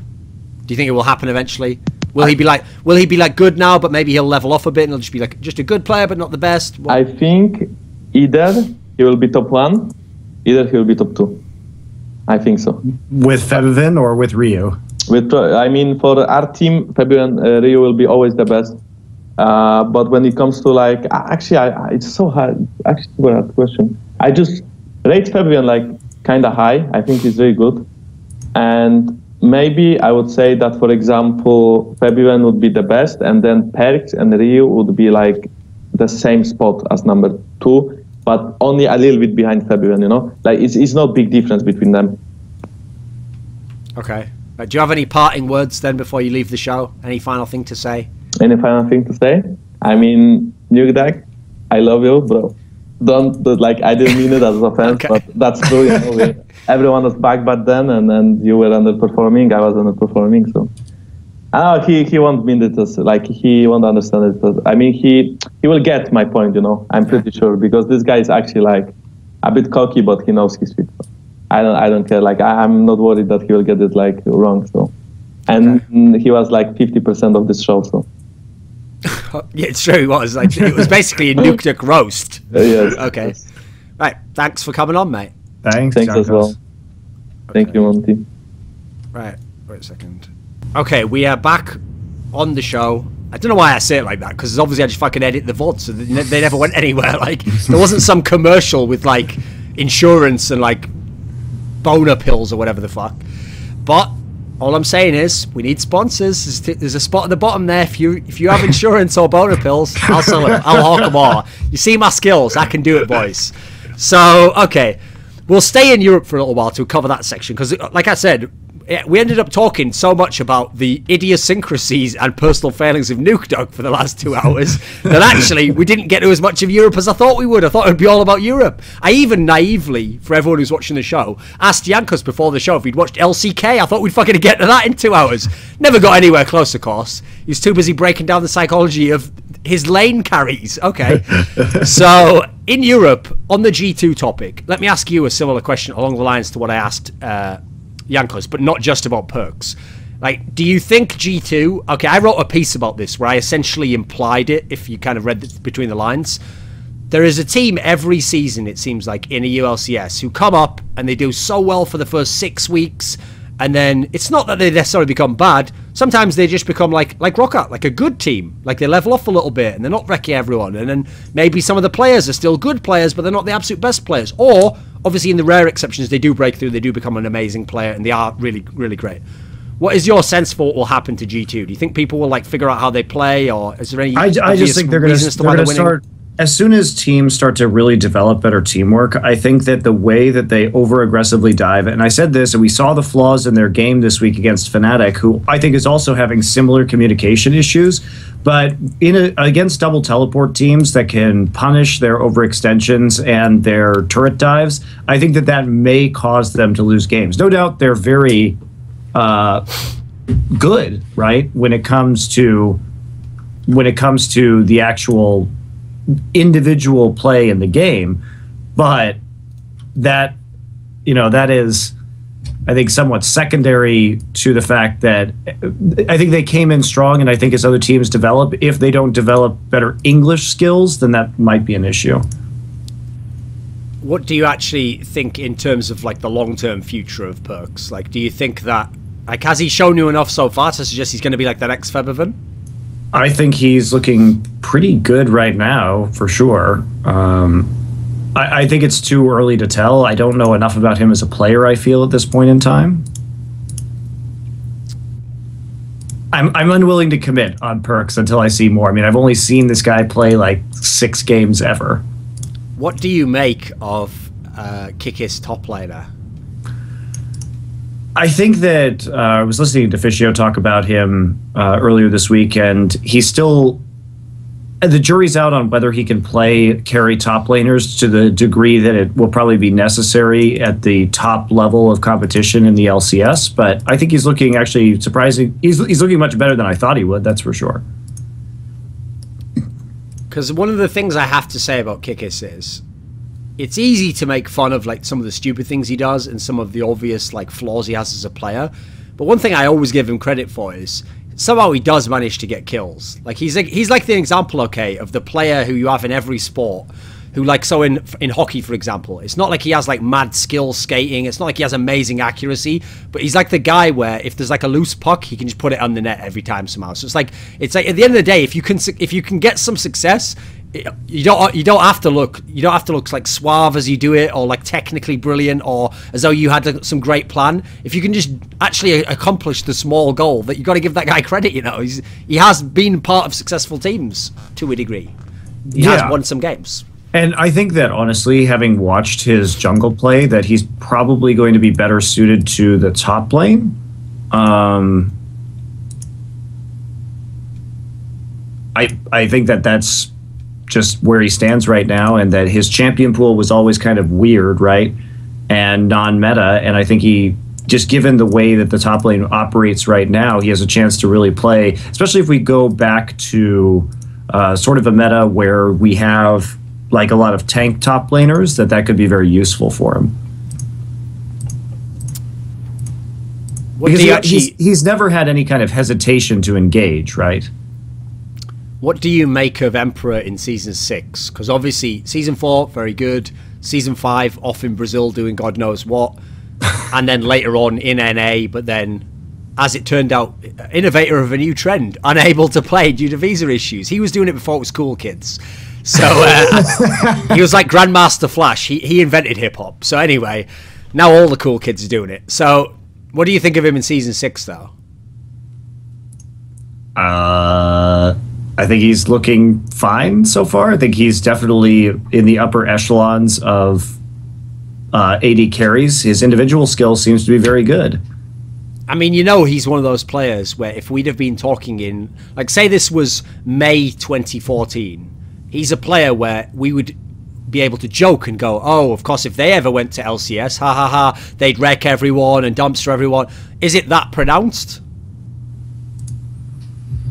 I don't think it's that pronounced, but I do think he's looking pretty damn good so far.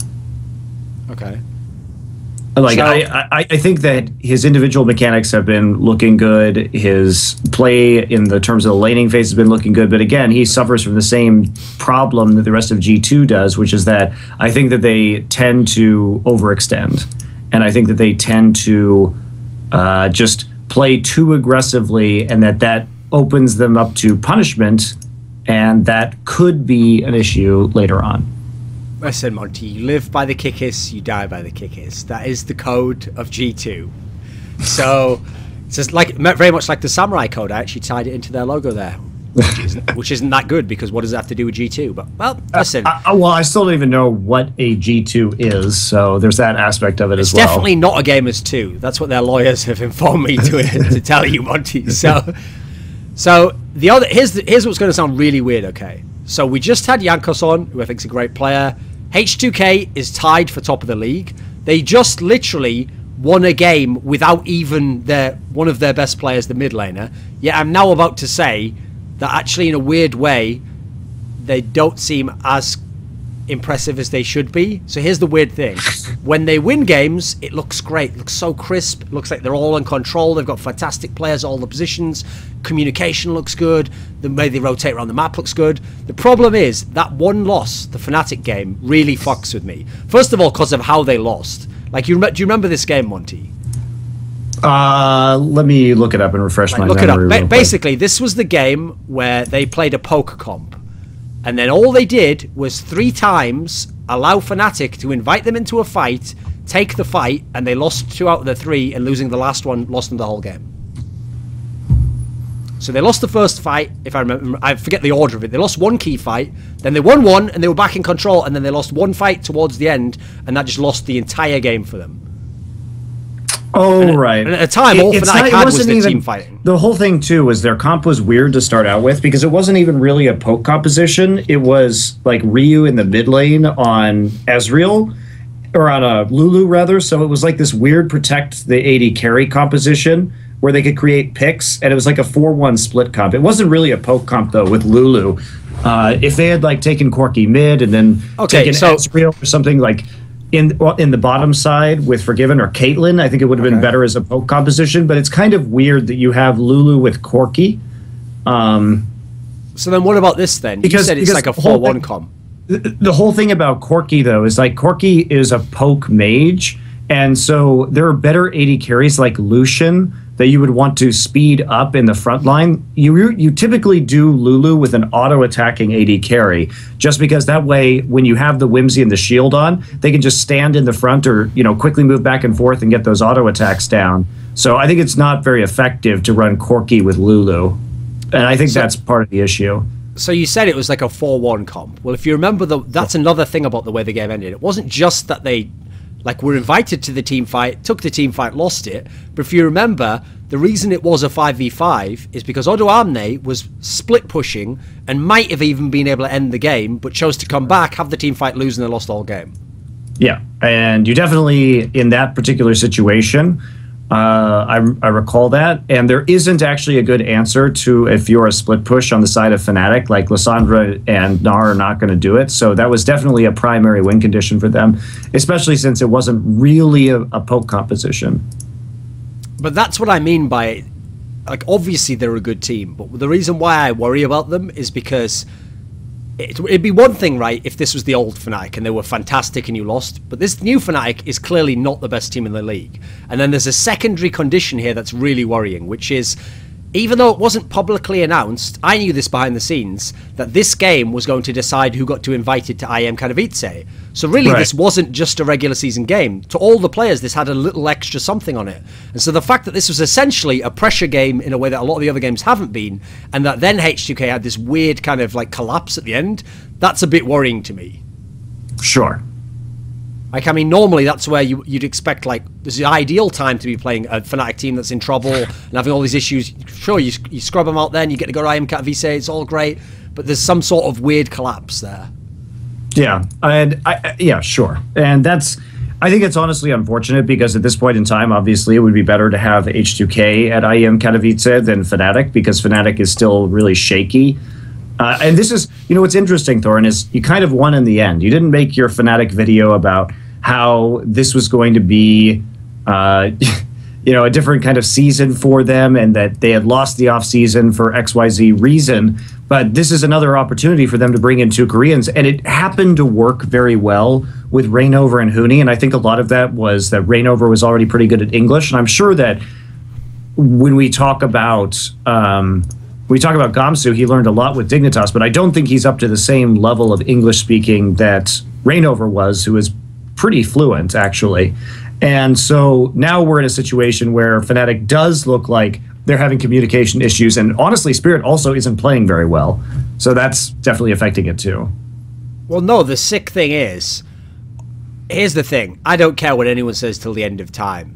People in public can now claim they always knew that Season 5 Fnatic was going to be awesome, blah, blah, blah, blah. Yeah, okay, great, man. I noticed none of you ever said that before. None of you ever gave a good reason or said who'd be good and in what way.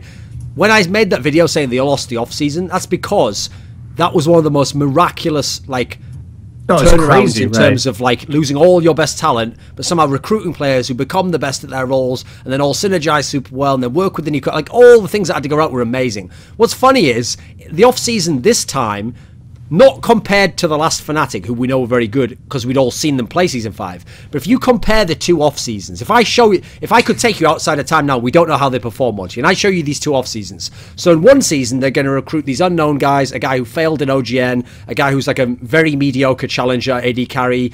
They're going to have like a brand new mid laner who choked in the past. And then I show you this season, where, think of what they've got this season. Now Febiven isn't the choker. He's an established top mid laner in Europe. Yep. They've got a guy in Spirit who was like this beast carry jungler. Gamsu's been like a pretty decent top lane. You'd actually say of the two, if you didn't know how the season's played out, I imagine the second one will do better. Yeah. Wouldn't be unreasonable. I mean, here's the thing. Like, the reason I set up the contrast is you wouldn't necessarily be the best because there are these problems like you're pointing out. Spirit doesn't speak fucking English. Gamsu's having to adapt to the team.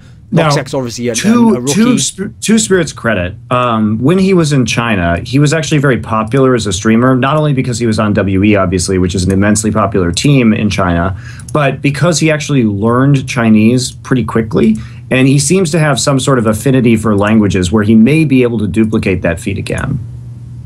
Yeah, you know what, Monty? That's also because, I mean, if you saw when he was going to leave the team, his coaches actually explained that he was really interacting with the fans a lot.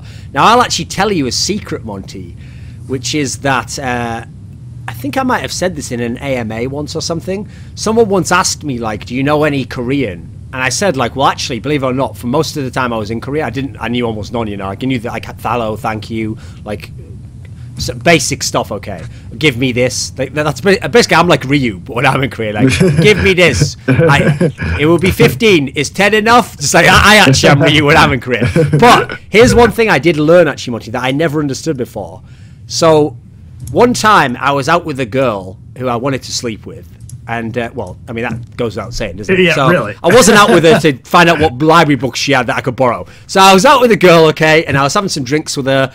And I was actually talking to her, and here's the thing. She was one of those girls where they did, like, basically they play really hard to get. Like, they're obviously interested in you. Like, they're giving off all the signs that they like you and they're on the date with you and things are going well. But they're constantly trying to, like, test you all the time, okay? And the thing with the test is you can't just, like, give in to the test because then they can see that you're weak-willed, you know, you have no spine. But if they ask something, you have to have, like, a good answer to it. So at one point in time, the girl said something like, oh, what do you think your best quality is or something? And I just said, well, actually... Was this a job interview?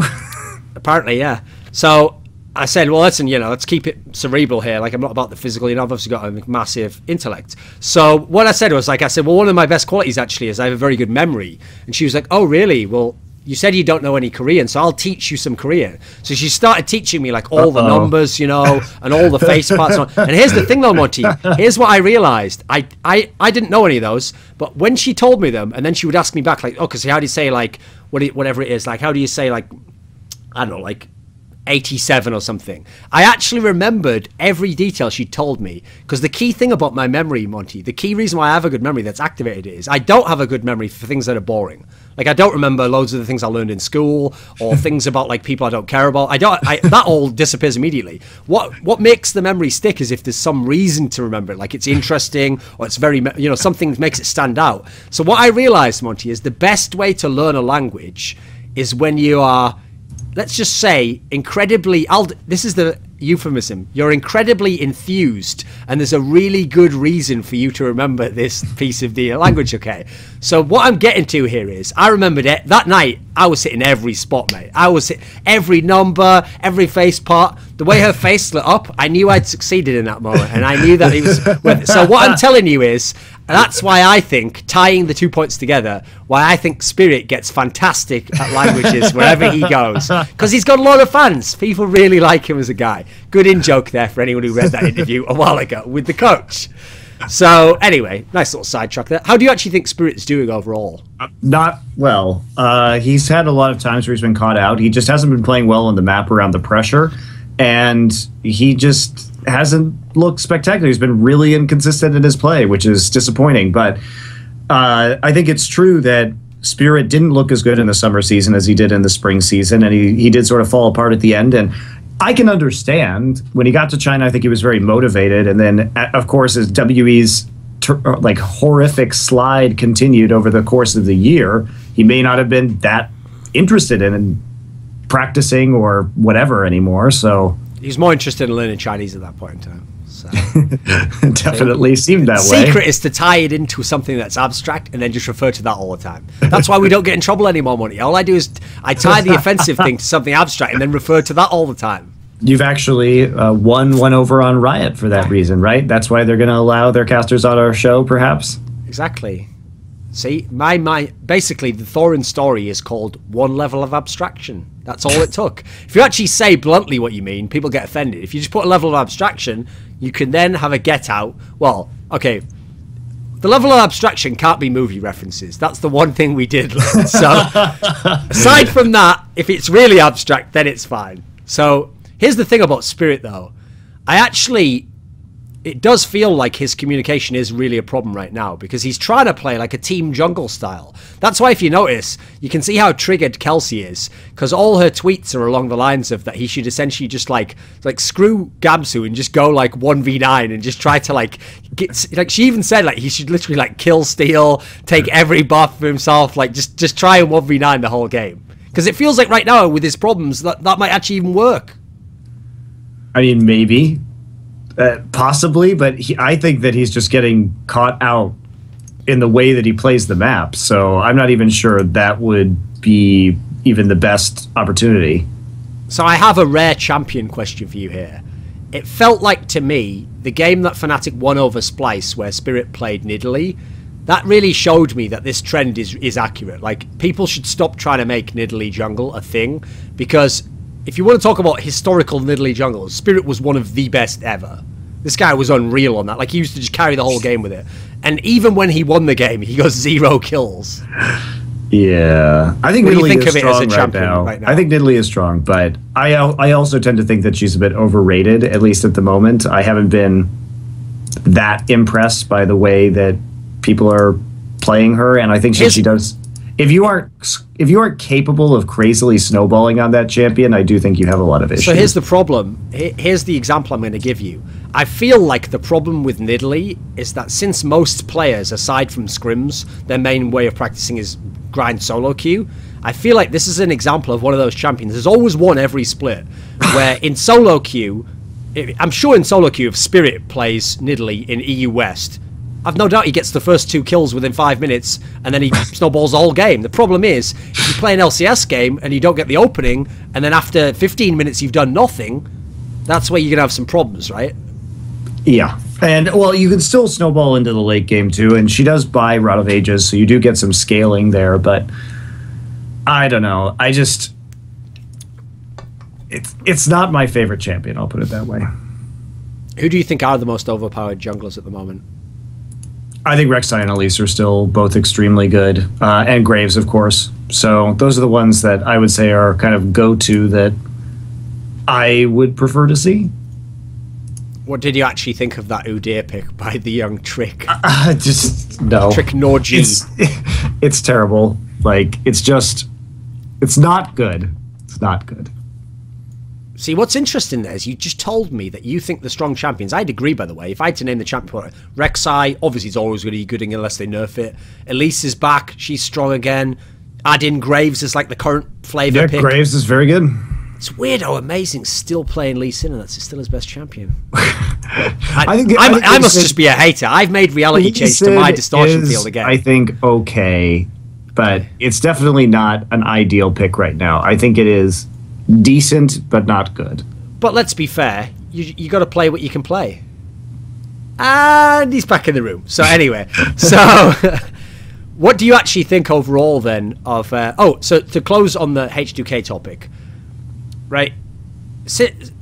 What do you actually have any set knowledge of what's going on with the visa issues? Like should Ryu's visa be fixed soon and then it won't be an issue again? I don't know anything about the European visa issues. Okay. So if we imagine he did come back and it was all the same team again, should H2K, are you convinced that they should now be the best team in the ULCS? I think that they should be, yes, but obviously that doesn't always result in the necessary outcome. I think that they are an extremely good team, so I think they should definitely be number one. They have the raw talent to do it. I think they have the pieces in place to do it. They've been playing very well. They've been playing very coordinated League of Legends. Interestingly, I think that them and Unicorns of Love are playing the most coordinated League of Legends, which is not something I thought I would say. I do think G2 has problems that will catch up to them. Is H2K better than Immortals? Yes. Why do you say that? I just think pound for pound, you look at their individual players, and certainly Huni is probably better than Odoamne, but I think everyone else on H2K is better than their counterparts. Okay. So, one of the teams that I've found quite interesting is Vitality, because obviously they have been pretty good, it seems. They've had some good results. And you look at the players, obviously they've got a number of players who are all seasoned vets at this point in time, all been good players. What do you actually make of Vitality? They're the kind of weird team here. Like, you'd think that they would have better synergy than they do. And you'd think this would be a good meta for Cabashard, considering that, of course, a lot of his experience is playing around, like, snowballing the top lane, and this is a very top lane focused meta, but they just seem off. We were talking earlier about the H2K Vitality game from earlier this week, and they just seemed unable to deal with the pressure that was being put on by H2K, and they seemed a little lost in how to respond efficiently. So something's going on there, I think, with their shot calling right now. But they do have wins over Fnatic, over Origin. Sure, I mean, Origin is its own special case. Like, I have no idea what's going on there. They're just not even individually playing particularly well. Is it... Okay, here's the thing. With the old Fnatic, I always used to think... The first few times they did this with the old Fnatic lineup, where they'd be like, yeah, who cares that we're doing bad in the season now, we've lost some key games, like, we'll get it together for the playoffs, that's what we care about, you know, we don't practice that much. I used to think, like, okay, it's all well and good to say that, like, but eventually it's going to catch up to you. Now, I'll give them credit, somehow it never has caught up to them. Do you think it could happen this split? Could this be the one where it's like, okay, it's not, you can't just, like, cram before the test every time? Origin? Yeah. Yeah, they're still such talented veterans, though, that they may be able to pull it off again. I think they'll get better as the season goes on, but are they going to be better than H2K? I don't know that. Of course, we thought the Power of Evil, that would be a major upgrade for them, but they're, especially Soaz has been really inconsistent this season. He started off very weak in the first week of competition, so I guess I'm not entirely convinced yet. Well, that's what was weird about Origin, is if you remember in the off-season, when H2K made their roster moves and Fnatic was making roster moves, okay, some people like me was like, oh, I think H2K will be the best. And everyone would be like, whoa, you've forgotten about Origin, they've added this upgrade. But one of the things I've noticed is, it's not that I think Xpeke was playing fantastically and therefore it's Xpeke's lack, but I've just noticed it feels like Power of Evil's been underwhelming since he came into the team. Right? It feels like he doesn't even play like a star player. He just chills out and just farms and just tries to... I think be a non-factor. I mean, I think Amazing has been probably the biggest issue so far. I don't think he's been putting very good pressure down. Talk to me. Okay. It's okay, Monty. We're already banned by We're already blacklisted from TSM, so you can now talk about Amazing's jungling. Can I? Is that acceptable now? It's allowed now. It's allowed. I don't know. I haven't really seen that much that I've been impressed by so far by him. So. Yeah. It's just been, he seems to be a little off, and his pressure really hasn't been there either, so I don't know really what to think about him. I mean, the thing is, the jungle talent's pretty decent this split, it feels like, in ULCS. Sure. I mean, I think the jungle talent is fine at the moment, and I think that adding Trick and stuff and these, like a Korean player, helped out with the depth of the scene, and obviously Jankos is performing pretty well. But I don't know. I don't know what's going on with Amazing, but I haven't been wowed by his performances so far. So one of the things about Origin not doing that well or being underwhelming, I mean, the Arsenal 50% win rate, is that you can't complain that much, right? It has allowed them a vehicle for Sven, formerly Niels, to get even more hype. Because obviously the games they do win, he's pretty much carrying the whole thing. Yeah, he is. What do you think of him at the moment? I mean, I think he's looking pretty good, but it's just the lack of coordination. Like, they seem unpracticed. If I had to pick out one person that was looking individually good, I would say it was him.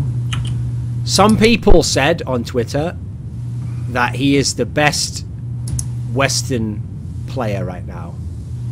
Is that going too far? Is that reasonable? Yeah, I don't think that's reasonable at the moment, but... Who do you think the best Western player is at the moment, if you had to pick one? Obviously, that can also include, in theory, like, I guess in theory, just Western region. Who is the best in the Western regions right now? Who would you pick? Who's your MVP so far?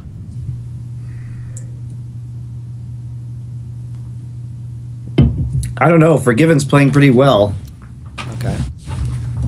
Like, the number of bans that Forgiven is able to draw in a game is pretty extraordinary. So his performance is looking pretty damn good. Right? Sure. I mean, obviously, you've always got to throw Reckless's name in the hat. Do we? No, actually, that was incredibly facetious comment. Mate, I'm loving it. I mean, I already had my tweets ready, mate. Even though Fnatic won that game, because the way they played this week, I just said, like, it looks like Reckless is really like developing the elements. He's rediscovered the elements of his style. And then I don't think he's doing that badly, but okay. And then, to be truly cruel, I just said, imagine how sad he's going to be when he realizes that because of the foreigner cap, he can't just go and join Immortals next season. Oh, what is this, a dagger I see before me? Yes, Reckless, it is. It is. So, okay. Do you think Reckless knows Macbeth? Come on, mate. It's a problem. He was already a League of Legends pro when he was like 16. There's no way he spent any time reading books in the last 4 years. He's just spent all his time in solo queue, hasn't he? That's the worst thing. But I will give him credit. One thing I'll always give Reckless credit for, actually. First of all, he's never been a bad player. But secondly, it does seem like he's a very hard worker, which is obviously an admirable quality. Yeah. But that doesn't supersede everything. It's a bit like when Jankos said it before. Apparently, Ledoc did work really hard. Yes. And what was the result? Shit coach. Oh, okay, well, that's you don't get any points at the end of it. You get some point. Okay, you get points for the working out, but the answer's still wrong at the end. You don't get an A on the paper for that one, do you? You did your best. You showed me that you understood some of the mechanisms. You failed to execute them completely, though. Just saying. Okay, if you had to predict at the end of the season, Fnatic, what do you think the overall outcome will be? Like, do they turn something around soon and get better? No, I don't think they can get better fast enough, frankly, but that's not, I think, a realistic. I think they're going to be fine. And you know what? Fnatic has said, I think very reasonably this season, that they're not going for that big, like, #1 result, right? I don't think they're deluded or anything like that. Which is funny because, you know, Americans on Reddit will tell you that you have to at all times believe you'll win every game and finish #1 in the world, actually. So, you know, that's always the line, Monty. If someone says something like, I think we are the best team in Europe, and you go, well, I mean, look at the stats and look at the games, and objectively with the eye test, that's a ridiculous statement. Maybe they should be like more reasonable and say, we're pretty good and we should improve. You know what the comeback that an idiot will always say is? Oh, yeah. What am I supposed to say? That I'll lose every game? Yeah, because that's the only option, apparently. Yeah. I mean, the only option is I'm the best and I'll win every game, or I'm the worst and I would never win a single game. So there's only two options, you know, mate. I thought there was like a whole spectrum, a whole palette that you could paint with. No, black and white, Monty. It turns out, in the end, the world is black and white after all. Well, you know, that's why Americans are on the verge of making Donald Trump the Republican candidate. So it really does permeate sort of all levels of American society. I mean, he does have some good points, Monty. He is going to make America great again. Oh, God. Not you too. Et tu, Thorin.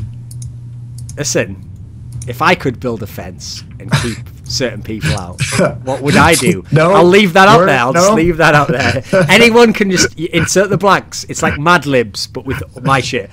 But in many ways, no one wants to play Thor and Mad Libs. That is actually a horrifying. Unfortunately, the problem is, I play in Thor and Mad Libs usually, and you see what my trouble I have keeping it on track. So anyone else who plays Thor and Mad Libs is the new Russian roulette. Like, you might come up with something really funny 5 out of 6 times. 1 out of 6 times you blow your own brains out. Yeah. So it's a high risk game. Only play it if you really know what you're doing. It's a pretty hardcore game.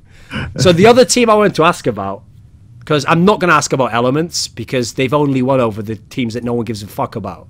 So that's a literal case of like schedule. But the one team I do want to ask about is the one you reference. It's Unicorns of Love. Because the thing is, Unicorns of Love is 4-2 right now, and obviously there's no Diamond Prox. If Diamond Prox comes back, that's obviously the question. If he comes back, is this like the sleeper team? I don't think it's really even a sleeper team. I mean, I've talked a lot about how I hate the stupid like memes around the chaos style and all the garbage that was really just people playing League of Legends poorly in the past. But honestly, this season, what's been impressive about UOL was the fact that they are actually looking good. You know what I mean? Like, they're not playing crap League of Legends. They seem to be on top of their shit, and they've been playing a pretty good macro game so far. So that's, I think that's impressive. I mean, that's also why I say don't give Elements too much credit. Elements lost to Unicorns of Love without Diamond Prox. I mean, mate, as good as the jungle talent is in Europe, and the top end's pretty good now. I mean, Spirit's not even like a top player right now. I still don't necessarily love living in a world where we get to see intense battles between Joko and Gilius, and neither player get a fucking kill in the game. That's not exactly the most entertaining League of Legends to me, believe it or not. Are you sure about that?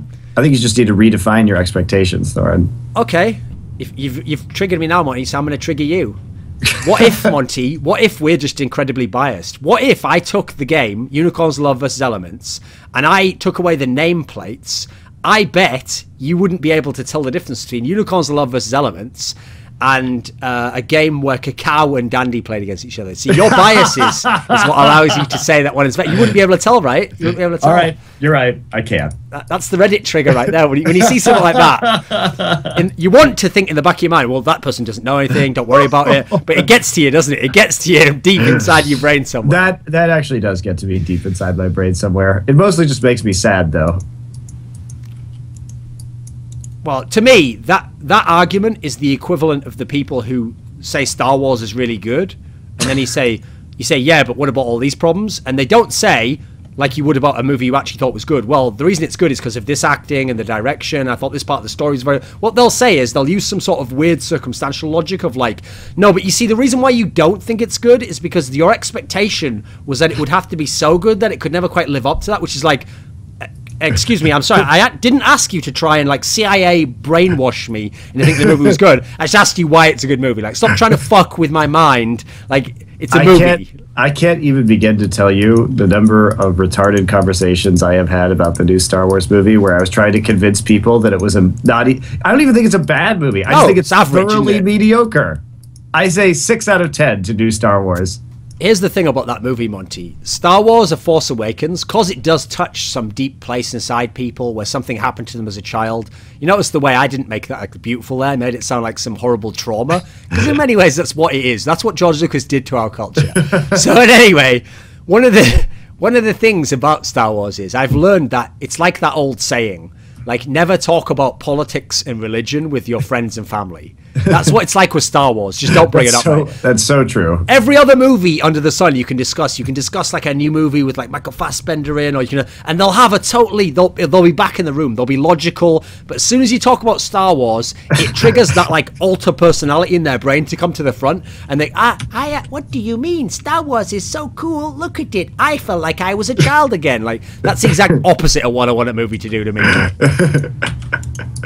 Yeah, I don't know. I thought it was very mediocre. My childhood, I approached my childhood, Monty, in the way that the character that De Niro played in Heat approached his like criminal career and going to prison. He said, there's one thing I can promise you, I'm never going back again. That's all I'm saying, buddy. So enough said, right? Enough said on that topic.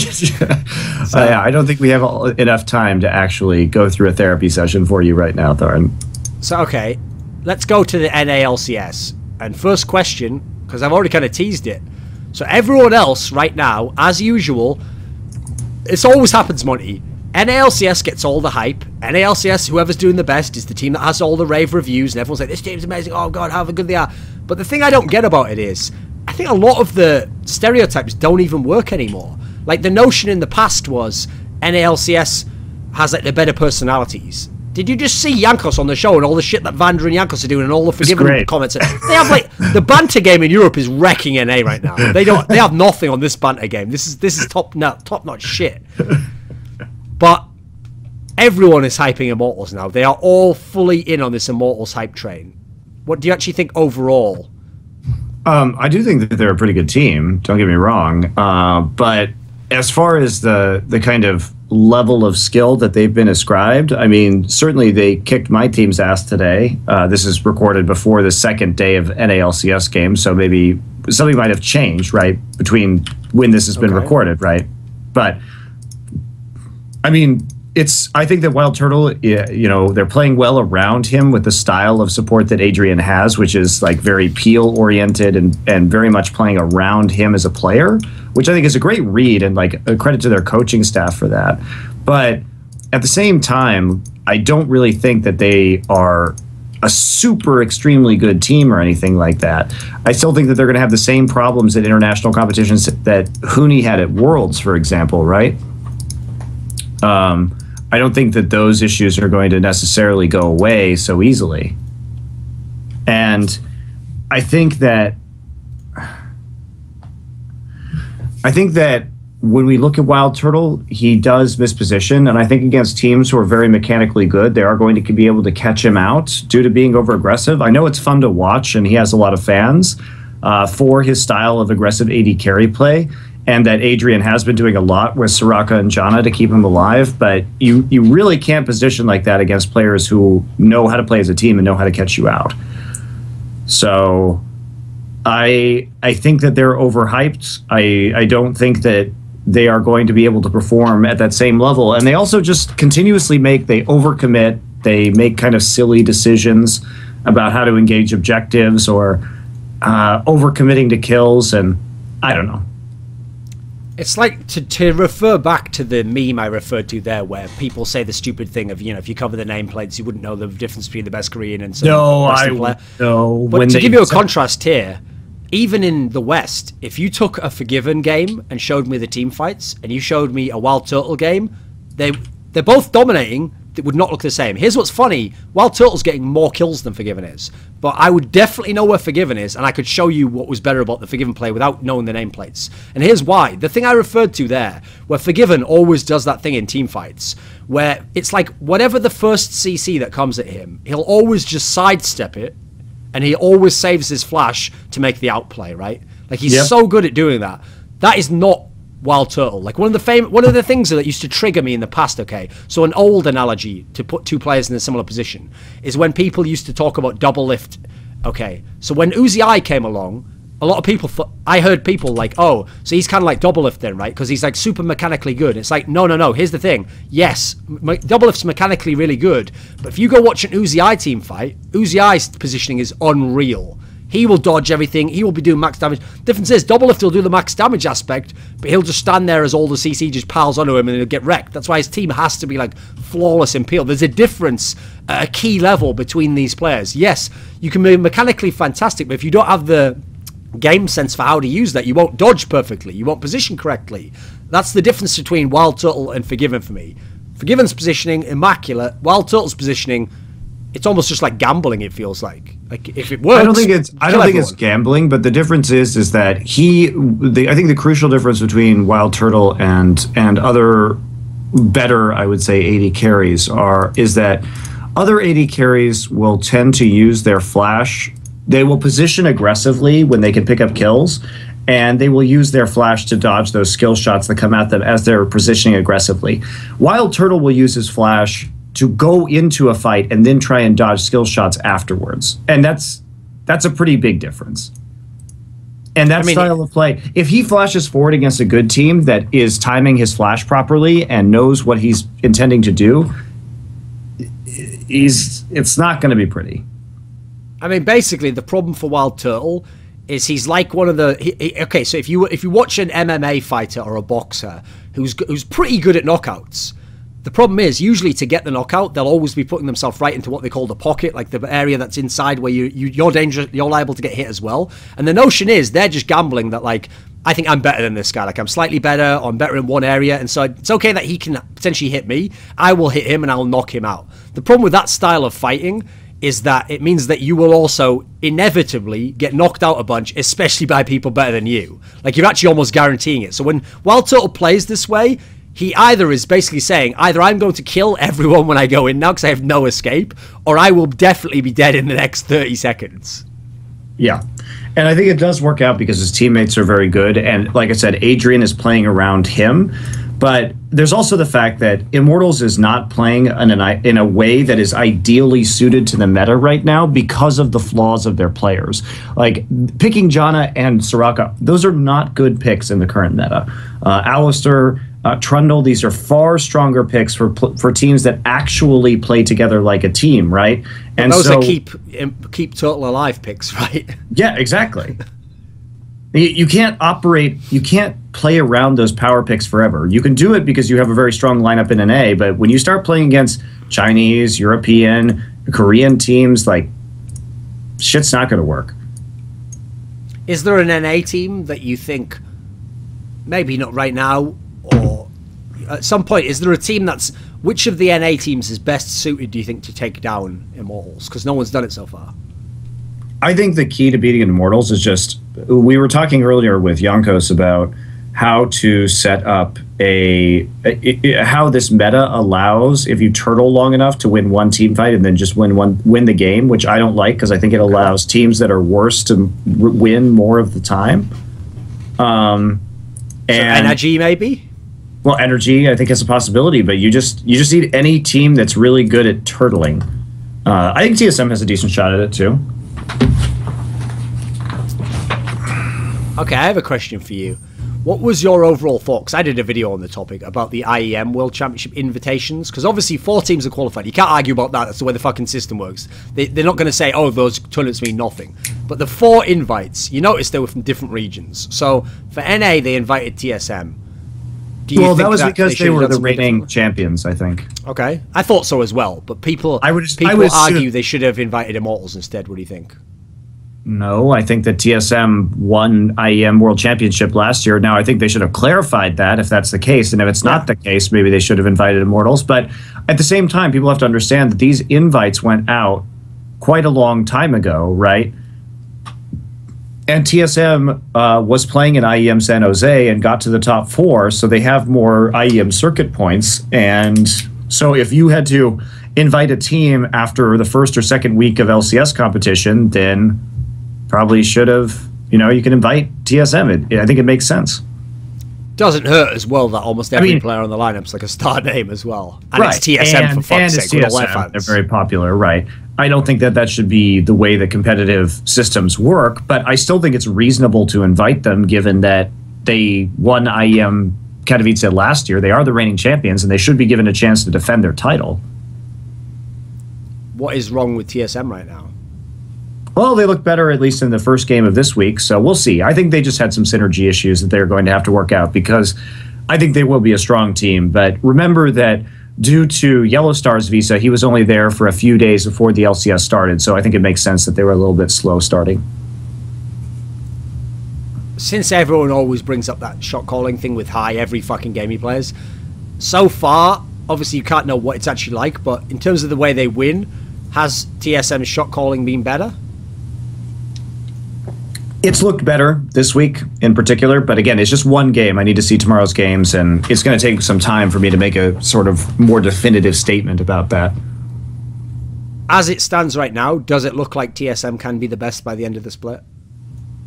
I think if they get their teamwork together and they can punish Immortals for the drafting, I think, errors that they're making right now and their rather overbold style of play, then yes, I think they have the potential to be, but it depends on how fast they come together because Immortals has more synergy as it stands.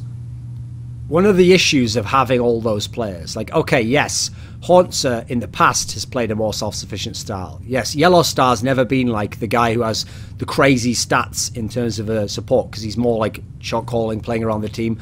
But when you have Svenskeren, Bjergsen, Doublelift, these carry players, something's going to have to give in most games. Which players do you think at the moment seem to have asserted themselves? Like, who are the stars of this team going to be, do you think? I think Doublelift has actually been playing the best out of their carries so far this season. Not to say that Bjergsen's been doing poorly, but I think Doublelift has been doing better so far consistently, and he did really well today in the game that they played. It does seem as though Bjergsen is a bit all over the place in terms of his picks at the moment. When you consider how good their team is and they have so many stars, in theory, he should be, if he really wanted to, he could have a very limited champion pool. He could do like a Featherman style and play like 2 or 3 champions and get everything he wants most games. But he's actually played like a billion champions. He played like Twisted Fate, Victor, Ari, what else? Probably some other shit I can't remember. Yeah. It's Syndra. He's been back on Syndra again. Okay, I don't think Syndra's good, but that's I think he played it twice even. Yeah, I don't agree with that pick, but I think that I think that maybe Bjergsen is trying to find his identity in this new roster, as it were, and see what exactly he can do to make it work, because he's never really played in a team where it wasn't all about him, right? It's always been all about Bjergsen on that team, and now he has to actually make adjustments for his teammates. And I think he's just struggling to do that. But I think they're going to figure it out. So I just don't see a time where this doesn't go their way. They just have too much talent on that roster. Being as we record this show, CLG is 3-2, and they are in a 4-way tie for second place. Right now, it's not clear that they're like definitely going to be a top team. They're like right among the pack, and you have to realize the 4 teams below those second place teams are. 3 teams rather, 2-3. So the whole league could change next week. Absolutely. Where do you think CLG actually stack up at the moment? I think CLG's shot calling has actually been pretty consistent, and that they've managed to make it work. Huhi has definitely had a better performance than what we saw at IEM San Jose. That had me pretty worried, honestly, for CLG, that I didn't think they were actually going to be able to live up to what we had seen from them previously. But I think that they've been able to sort of successfully work it out so far, but like I said, I don't know what that's going to look like really in the long run. Has the Stixxay hype been warranted? I think Stixxay is fine, but I don't think he's anywhere near as good as Doublelift, so I guess I think people are overblowing his contributions to the team. Just to add to Jankos's point, if you're watching Forgiven, I know you are, go watch that TSM versus CLG game, mate. Stixxay went ham on Kalista. Could be you. Well, basically, that's the meme. I don't know why you would even think Kalista isn't good right now. Kalista is definitely the best AD carry in the game at the moment, and if everybody pretty much thinks that, then and you don't, you're probably wrong, and you should probably be playing that champion. Basically, I would paraphrase the meme Forgiven, and I'd say, I'd take a screenshot of that part of the eSportpedia page which shows the stat line, and I'd just say, this could be you, but you play in. That's what that would be the meme right there, you know. Or obviously the joke is I'd have to put you play in Caitlyn or something, you know. It'd have to be like that would complete I also don't think Caitlyn is. I think Caitlyn's okay, but I don't think Caitlyn is worth the. He will never give Caitlyn up, mate. I know. Caitlyn will always go on in his heart. Forever. The thing about Caitlyn is, though, she'll never be terrible, right? Ooh, I mean, it just depends on the meta. She hasn't been great at times, but yeah, she's always decent to slightly below average, but it's true that his particular skill with that pick does make it work. Okay. What do you actually think of NRG right now? Well, they lost to Liquid, which was interesting. So I guess we saw some inconsistency from them for the first time. I thought they played a pretty good game last week against Immortals, where Immortals just outflanked them and they didn't play the side waves properly. So I guess they're another team that I would say, well, maybe these guys are having some communication issues because they weren't setting up properly with the poke composition. they weren't pushing out the waves and making sure that they had every possible opportunity to go in. So I don't know. Like, I think they're still going to be pretty good. They'll probably be top 3 realistically, but if they can finish top 3 and they can be that, like, at least in contention in the pack, do you think GBM can be the MVP? Yeah, absolutely. I think GBM's a super good player, and I think that a lot of what Energy does has to necessarily revolve around him. So what you're telling me is he's actually shown, like, what do you think of his champion pool? Because I only read LoL Esports, and that's where I get all my information. Didn't we talk about his, like, I counted up his champions, and it was like he played like 11 different champions in the summer season, and they thought he could only play 1 or some shit? Like, I don't even know, man. He's obviously very good on a variety of picks. Like, you can't really say more than that. No, what's great is last year he played 11 in the summer season and 12 in the spring. Yeah. And it's not like they're going to be a perfect like, crossover. It's obviously that he's extraordinarily good on a lot of those champions, because we can just list some. Did he win a lot on Xerath? No. But is he a really good Xerath player and among the best in the world? Maybe like top 2 with Baka, I think people would say, formerly of Snake on that particular pick. Yes, he's really fucking good at Xerath. His GP was amazing. His Lulu's always been good. His Varus has been good. His Victor has been good. Like, what do you want from this guy right now? That's like the real question for me, because everything seems to say that this dude is a pretty solid mid laner, and he has a large champion pool that is very versatile and has a bunch of styles. He can play LeBlanc fine. I don't get it. Obviously, he was one of the early Gangplanks. Yeah, he was one of the first, like, Gangplanks. Mid laners, at least, yeah. Yeah. Part of the reason why we saw so many bans, right, at the World Championship.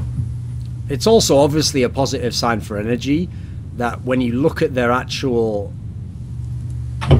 schedule so far, okay, yeah, the TL loss is a little bit worrying, but like you say, aside from that, their only loss was against Immortals, and that was like a reasonable game, obviously. They didn't just get stomped all over. So that's pretty good going forwards. How is it possible, please explain this to me, that Tip, everyone said they'd be last, they were supposed to be the worst team, even Jat had them last. How are they 3-2 when they don't even have their players? Although my joke, if you remember on By the Numbers, was with a team like that, maybe losing your players accidentally gets you better players. That was my joke. But then again, Monty, you'd know all about that. You'd know all about that, right, my friend? Yeah. That principle, losing a player, gaining a better one. We'll get to that. We'll get to that. What do you think about Tip, though? There. I don't know. I mean, I was quite frustrated by our loss to Tip. I thought that we had every opportunity to win that game, and we really didn't play very well, which sort of, you know, it's kind of the story of the season so far. But I am quite surprised. I don't know what to make of it. I don't think they're playing well. I don't think I am flabbergasted that they continue to win. And that they just move Gate around different positions. It's great, isn't it? It's very frustrating. What do you think about the fact Seraph is back, though? I'm happy for him. I mean, I always liked him as a player, and obviously, and I want him to succeed, but he actually has been delivering a lot of the time, so I'm happy to see him performing well. I thought, I wouldn't say I knew, but I thought he had talent, which is why I recruited him in the first place. And it's nice to see that he might finally be growing into being able to be that top lane carry and really work well with the team. It also helps if you're going to come in as a sub that you have a Korean jungler as well. Well, yeah, sure. So, okay. Here's the big question. This is a team called Renegades. Oh, God. And at the moment, mate, they're bottom of the league. Now, they're not technically the worst team because they're technically tied for worst with Echo Fox, who lost 3 of their players. But you did lose 1 player. What is going on at the moment, Renegades? I think that, well, first off, in the first 2 weeks of competition, obviously we didn't have high hopes of beating Immortals, and we haven't played the game versus CLG as of this recording.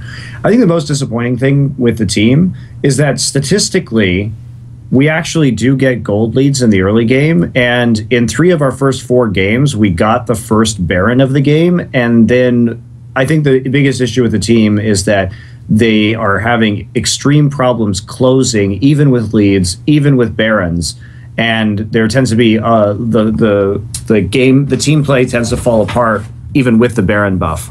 So I guess that I do have hope because we are able to get early leads and we are able to pick up the Baron in the majority of our games, but it's just about closing. Obviously, early on, Freeze had been the best player for the team. When this visa issue hit, we haven't really talked about it that much on this show, because actually we haven't had a show since then.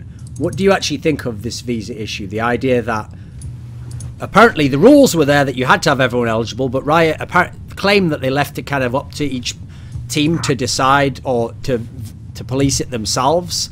And so we're left in a scenario where some teams didn't, or the paperwork wasn't there in time, and so a bunch of players from both regions had to go away. Well, basically with the freeze issue, for us at least, like we went through the procedure and we were told by our visa lawyer that this problem, like we were well in time for getting the visa, and I don't know what exactly happened to delay it, or it was just the holidays happening in the States, but we didn't end up getting it when we thought we would get it. So that's sort of what caused the issue from our end. I don't think it was a neglect. We discussed with professionals about this, and that's kind of what we were told. That's a widespread problem, though. What do you mean? I mean, players in both leagues in a bunch of teams have all had to go home. Well, but it's a different story, right? Because with Echo Fox, this is pure speculation. I don't know anything about it, but they signed their players so late that it takes a while to get those visas. And so when you sign your players that late, like you're just not going to be able to get the visas quickly. That's just it, straight up. That's confusing to me, though, because you'd think Riot would see that as well. Wait a minute, they've signed this team a bit late. How could they have the visa? Can I see the visa?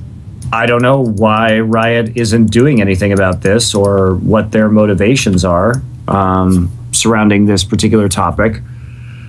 I can tell you that in the past, and we've been very public about this too, was that when we had Seraph, we didn't have a visa for him, right, for the entire summer season. Sure. And everybody knows this because one of the reasons, if you recall, when we had that Korean boot camp and we ran the sub lineup and stuff for LCS, you recall, yes? Yep.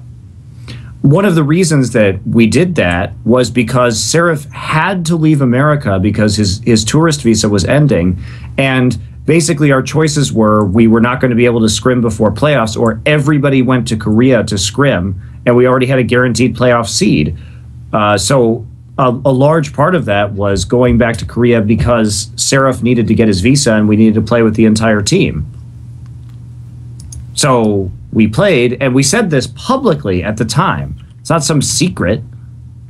Like, that's how it was. Sure. What do you actually think of that as a topic, though? The idea that in past seasons there have been players who were professional players, but they were just on a tourist visa the whole time. I don't think that sounds very professional, but at the same time, like, I think it's good that Riot is enforcing this so people don't get in trouble and like deported and shit. Like, what are you going to do here? That's the best option going forward for the professional structure of the league. And I think that Riot made a mistake, and I don't agree with the fact that they didn't enforce this previously. But at the same time, they've been growing as a league and as a tournament organizer, and I don't think to a certain degree, these things come with time. But I don't think that endorsing illegal employment is the way forward, or trying to turn a blind eye to it now. Sure. Here's the thing. I'm not, like, unilaterally against Riot on this issue. Like, I actually think The biggest problem is just that they did that stupid PR move where they kind of like waved their dicks in everyone's face about how they had the athlete's visa at the end of season 3. That's the biggest problem because they made it sound like they'd solved the issue. So then when the issue comes along, they have. Sure. But it's then up they to allowed the team people owners, to play in their right? league Like, without having the fucking visa. well, that they should have checked. I mean, they're the police at the end of the day. You don't allow people to police themselves. But I don't know this for sure, but if I had to guess, like, I think they just turn a blind eye to it because they don't want to know if somebody's working illegally, right? And at the end of the day, they want the best possible competition and they don't want these problems to exist. So they make the way forward for the team owners to get the visas, and then afterwards, right, they just assume it's been done, or they just don't want to ask. Sure. Because the biggest problem I have with this issue is, obviously, it's a bureaucratic issue where it is the law, but that doesn't mean we all agree with it and we would all want the law to work like this. In an ideal world, when you are just playing in a fucking competition for a few weeks in another country as a pro gamer in a virtual fucking Matrix-like reality, I think it's not the end of the world if you could just go and do that without having to go through this massive procedure that's very troublesome and you have to get everything perfectly right. And the reality of the esports industry, Duncan, is, let me ask you a question. You cast a lot of games in Counter-Strike, right? You go all around the world casting. Sure. When was the last time you had a work visa? Oh, I've never had one, ever. Yep, neither have I. That's the whole problem with esports, is like no one for any tournament except has basically ever had one, unless there was someone who went to live in the country as well. But the problem is, it'll never be a problem in real life because no one's ever actually going to investigate you being there for 3 days and then leaving. Right. It looks like you're on holiday. The problem lies if you come to the country, you stay there for 89 out of the 90 days, you go home for a week, and then you want to come back for 89 days again. That's where it's going to look suspicious. So I agree, eventually, that it would get, like, if esports got big enough, eventually the government's going to be like, what the fuck's going on here? Yeah. Well, I mean, we could obviously argue that when you and I start doing these like stadium events, that it's already pretty fucking conspicuous, right? Sure. But so it hasn't been. But the point of this is, it's not to say that there hasn't been a standard in this industry to have these visas of like truly like set up or available or whatever. And I think that it's weird that it's being enforced now, but I do think it's the right thing to do. Do I think it was done the right way? No. Do I think that Reggie tweeting that, oh, I wonder what's going to happen to these players who can't have been here long enough to get visas was a dick move? Abso-fucking-lutely. Like, how is that even remotely ethical?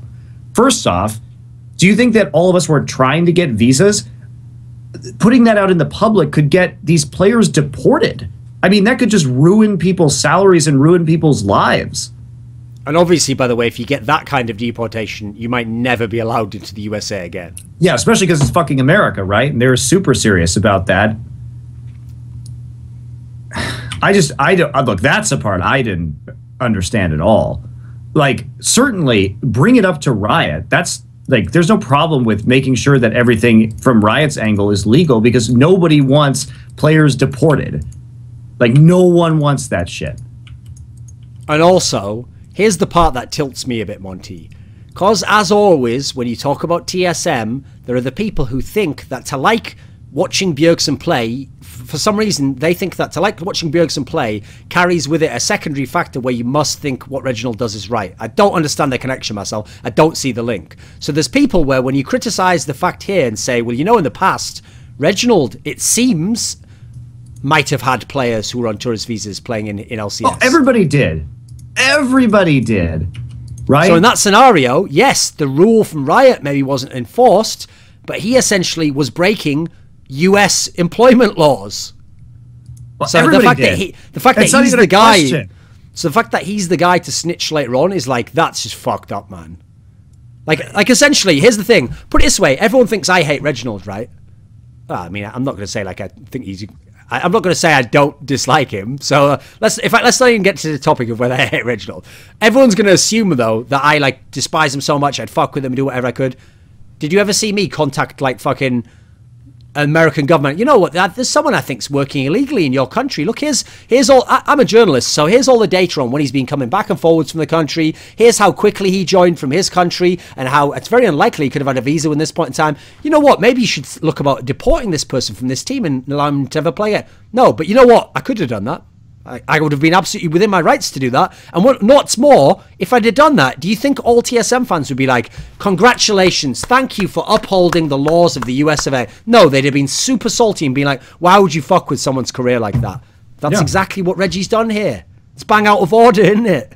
I think that, look, like I said, I don't think, I agree. And even though my team has been adversely affected by this, and even though I did everything in accordance with what my lawyer told me to do with my player, you know, shit happens sometimes, and like I accept what happens, and I don't want my player to be playing illegally in America. I don't want that, right? I think it's professional and respectable of Riot to have these regulations.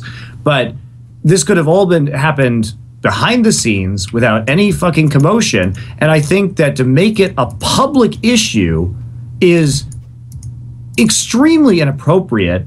And also, what good could it possibly do, right? At the end of the day, sure, like, you could change the same aspects by just, in my opinion, speaking to Riot directly. You don't have to actually go through with making this a public issue, because it's fundamentally not a public issue, right? Yeah. Obviously, it has nothing to do with the public. But now everything's out there. Like, we shouldn't even be talking about this on this show, frankly. But everyone knows. It's just obvious now, right? It's been made obvious. And by the way, that's another factor as well. I've known about this since all the visa shit happened at the end of season 3. I've known players were in the US who were on tourist visas. But for everyone who thinks we just mad trash talk people on the show, when have I ever brought it up? When I've ever been like, it's weird how Crepo has to go home at this point in the season when you would think he would have to stay and play his game. I've never said any of that shit because I'm not a little snitch, bitch. That was just a rhyme there. Just said whatever rhymed with the next part there. Here's another thing I want to say, Monty, as a last little point, is I find it very convenient that when, you can't comment on this, by the way, because it's going to sound too biased, when Chris Badawi got punished for potentially poaching or alleged poaching, one of the ways he was punished was rules did not exist to punish him, so they were created, and then he retroactively was punished for breaking rules. Now here's what's beautiful about that. One of the people who prompted this whole thing with Chris Badawi was people like Reginald and other owners in NALCS. So okay, Reggie, you want us to all obey the current rules. Then let's apply the same principle. Let's retroactively punish everyone who ever had players playing on tourist visas. So could I see your visas in the past, please, sir? Because I'd like you to get exactly what you deserve in this league according to your ethics and principles. So I think we should do what you wanted with the Badawi. We should retroactively punish everyone. So let's see Bjergsen's passport, please. To be fair to those guys, they didn't ask for Chris to be punished retroactively, right? I certainly enjoyed it. Well, as I would enjoy this now.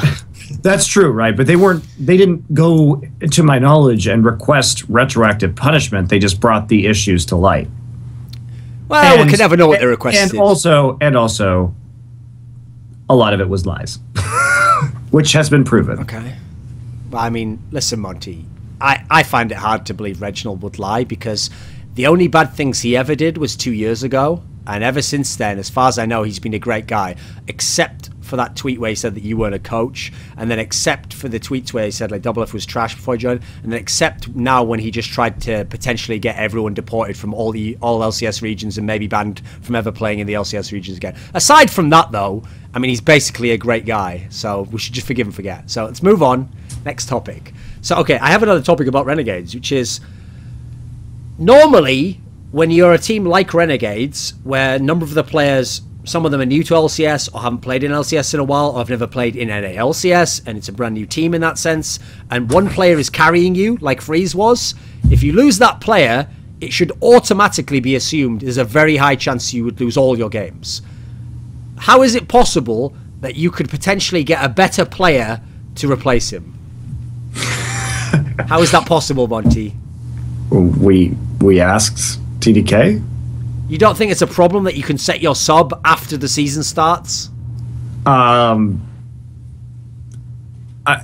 mean, I think that, yeah, I mean, I don't know about that. But at the same time, like, there are a lot of issues because obviously it would reward teams who had entire challenger teams. And because of the current challenger system, it's not possible for every single LCS team to field a challenger team because the challengers league is literally not big enough for that to happen. So otherwise you'd just be having like a bunch of players on your substitute, like if you just locked rosters, right, you'd have a bunch of substitutes that couldn't even start and that wouldn't be getting experience in the challenger scene. I think what needs to happen in order to make this more palatable is that the challenger scenes needs to be expanded so that the LCS teams have the option to each field a challenger team so that you can actually have substitutes, right? Okay. So they'd already be in some way rostered to you. But right, because the issue that you have as like an owner right now is, okay, so what are your choices? I either try and get substitutes, but if I don't have a challenger team, then they can't play actively in a league and develop as players, right? Or I have the challenger team and I can switch up and down, but you have to be one of only 6 teams in challenger, and obviously not every team can do that. So I think it's just like, I think it's an issue of just not having enough slots in the challenger scene to really develop talent and have substitutes at the same time. Because, I mean, one of the problems is when it was first announced that OQ, Korean former AD carry of Najim, would play in FreeZe's stead, it initially was misrepresented. Because if you notice, the person didn't read the news post properly. So the Reddit thread said OQ to play week 3. So as a result, when the next thread came up that said FreeZ back on Sunday or something, I gotta admit, I was a bit like, it's a shame. It's a shame he got it so quick. I'm not. I think FreeZ has much better synergy with our team and speaks, the same language as our players. And I think that OQ is a great player, but I think that was an issue in the game that we played against Immortals where it seems like OQ just wasn't a lot of the time on the same page as the rest of the team. So that's the other thing. Because you had to play Immortals, it didn't matter anyway. Yeah. If you'd have been playing like a much better team with us than us, regardless of who we were playing at AD carry. Ideally, if you have OQ coming at you want to be playing like Tip or something in that game and potentially steal a win, you know. Oh yeah, totally. But I think FreeZ is an excellent AD carry, so I'm not like, I like OQ a lot. I think he's wonderful, but I think for us, FreeZ is definitely the better choice. So I remember when the team was coming into LCS, you always just said, not being unrealistic. I think if we can just make the playoffs, that's like a good first goal, like first round of the playoffs, like top 6 type team. Yeah. As it stands right now, what has to change? I think I actually can't go into this right now. This is not. Just I don't from want an analysis point of view. Like the closure is what the issue is. Okay. Like when we have leads, we have leads. We had, like I said, besides the Immortal game, even when we were playing with Laud and not FreeZ on our rosters, we were still doing okay, right? We were still actually ahead in almost every single one of those games, to the degree that we were, like I said, taking the first Baron of the game, doing well in those scenarios. And it's just about our issues of actually closing. Okay, so I'll give you one of my criticisms then. Great, that's what I was looking forward to. Well, you can't do it, mate. So I'm gonna have to, aren't I? I have to say, at the moment, it looks to me like Ramelia hasn't really transitioned to the stage matches so well. She looks a bit shaky, unnecessary deaths at times. Like the plays that we saw in Challenger, where she's making all these flashy plays, it looked so smooth and mechanically good. Not always there, I don't think. Sometimes there's been like the odd game where it's going well, but I think there's still some issues at that particular spot. So I'm looking to see how that will go in the next, let's say, 4 games, to see if that levels out and things start to improve, or if that's going to be a potential problem going forward. Yeah, I mean, she's obviously been really affected by FreeZ, who she's been playing with for the last several months, right? Not being there too, so the synergy hasn't been there either. Okay. Does seem though like she's had an extraordinarily large amount of deaths for a support player though. Anyway, so let's go over to LCK now. So first things first, Monty, at LCK, One of the reasons why there was outrage for the IEM... See, the problem is, the way you answered the TSM question makes me almost certain you probably have the same opinion as me on the invitation of SK Telecom, which is they are the reigning fucking League of Legends, and they kept 80% of their lineup. Yeah. Like, I'm sorry, yes, Rox has wrecked the first few weeks. Come on, man, to world champions. And you think ESL's going to be like, I don't want the real world champion at my world championship. Like, you're mine. I'd rather invite the runner-up, like... And especially after the first week of play, too. It's not like SK Telecom started out the season like shitting the bed or anything like that. You know what I mean? Sure. I mean, they did lose to Jin but like they did it with subs and shit. And by the time these invitations have to come through, I don't even know if that Jin game had happened. So, with that said, SK Telecom is having some issues. Yes. What do you think those issues are? I don't know, man. They looked so bad against EM Fire, just really disappointing. Like they had a lot of issues when it came to how they were even just playing their champions individually. Like we saw Bang missed a lot of like rend secures on objectives with Kalista, which is very atypical of him considering he's lost one game on Kalista ever in his entire career, right? And they've been so clean on their objective control for such a long time now.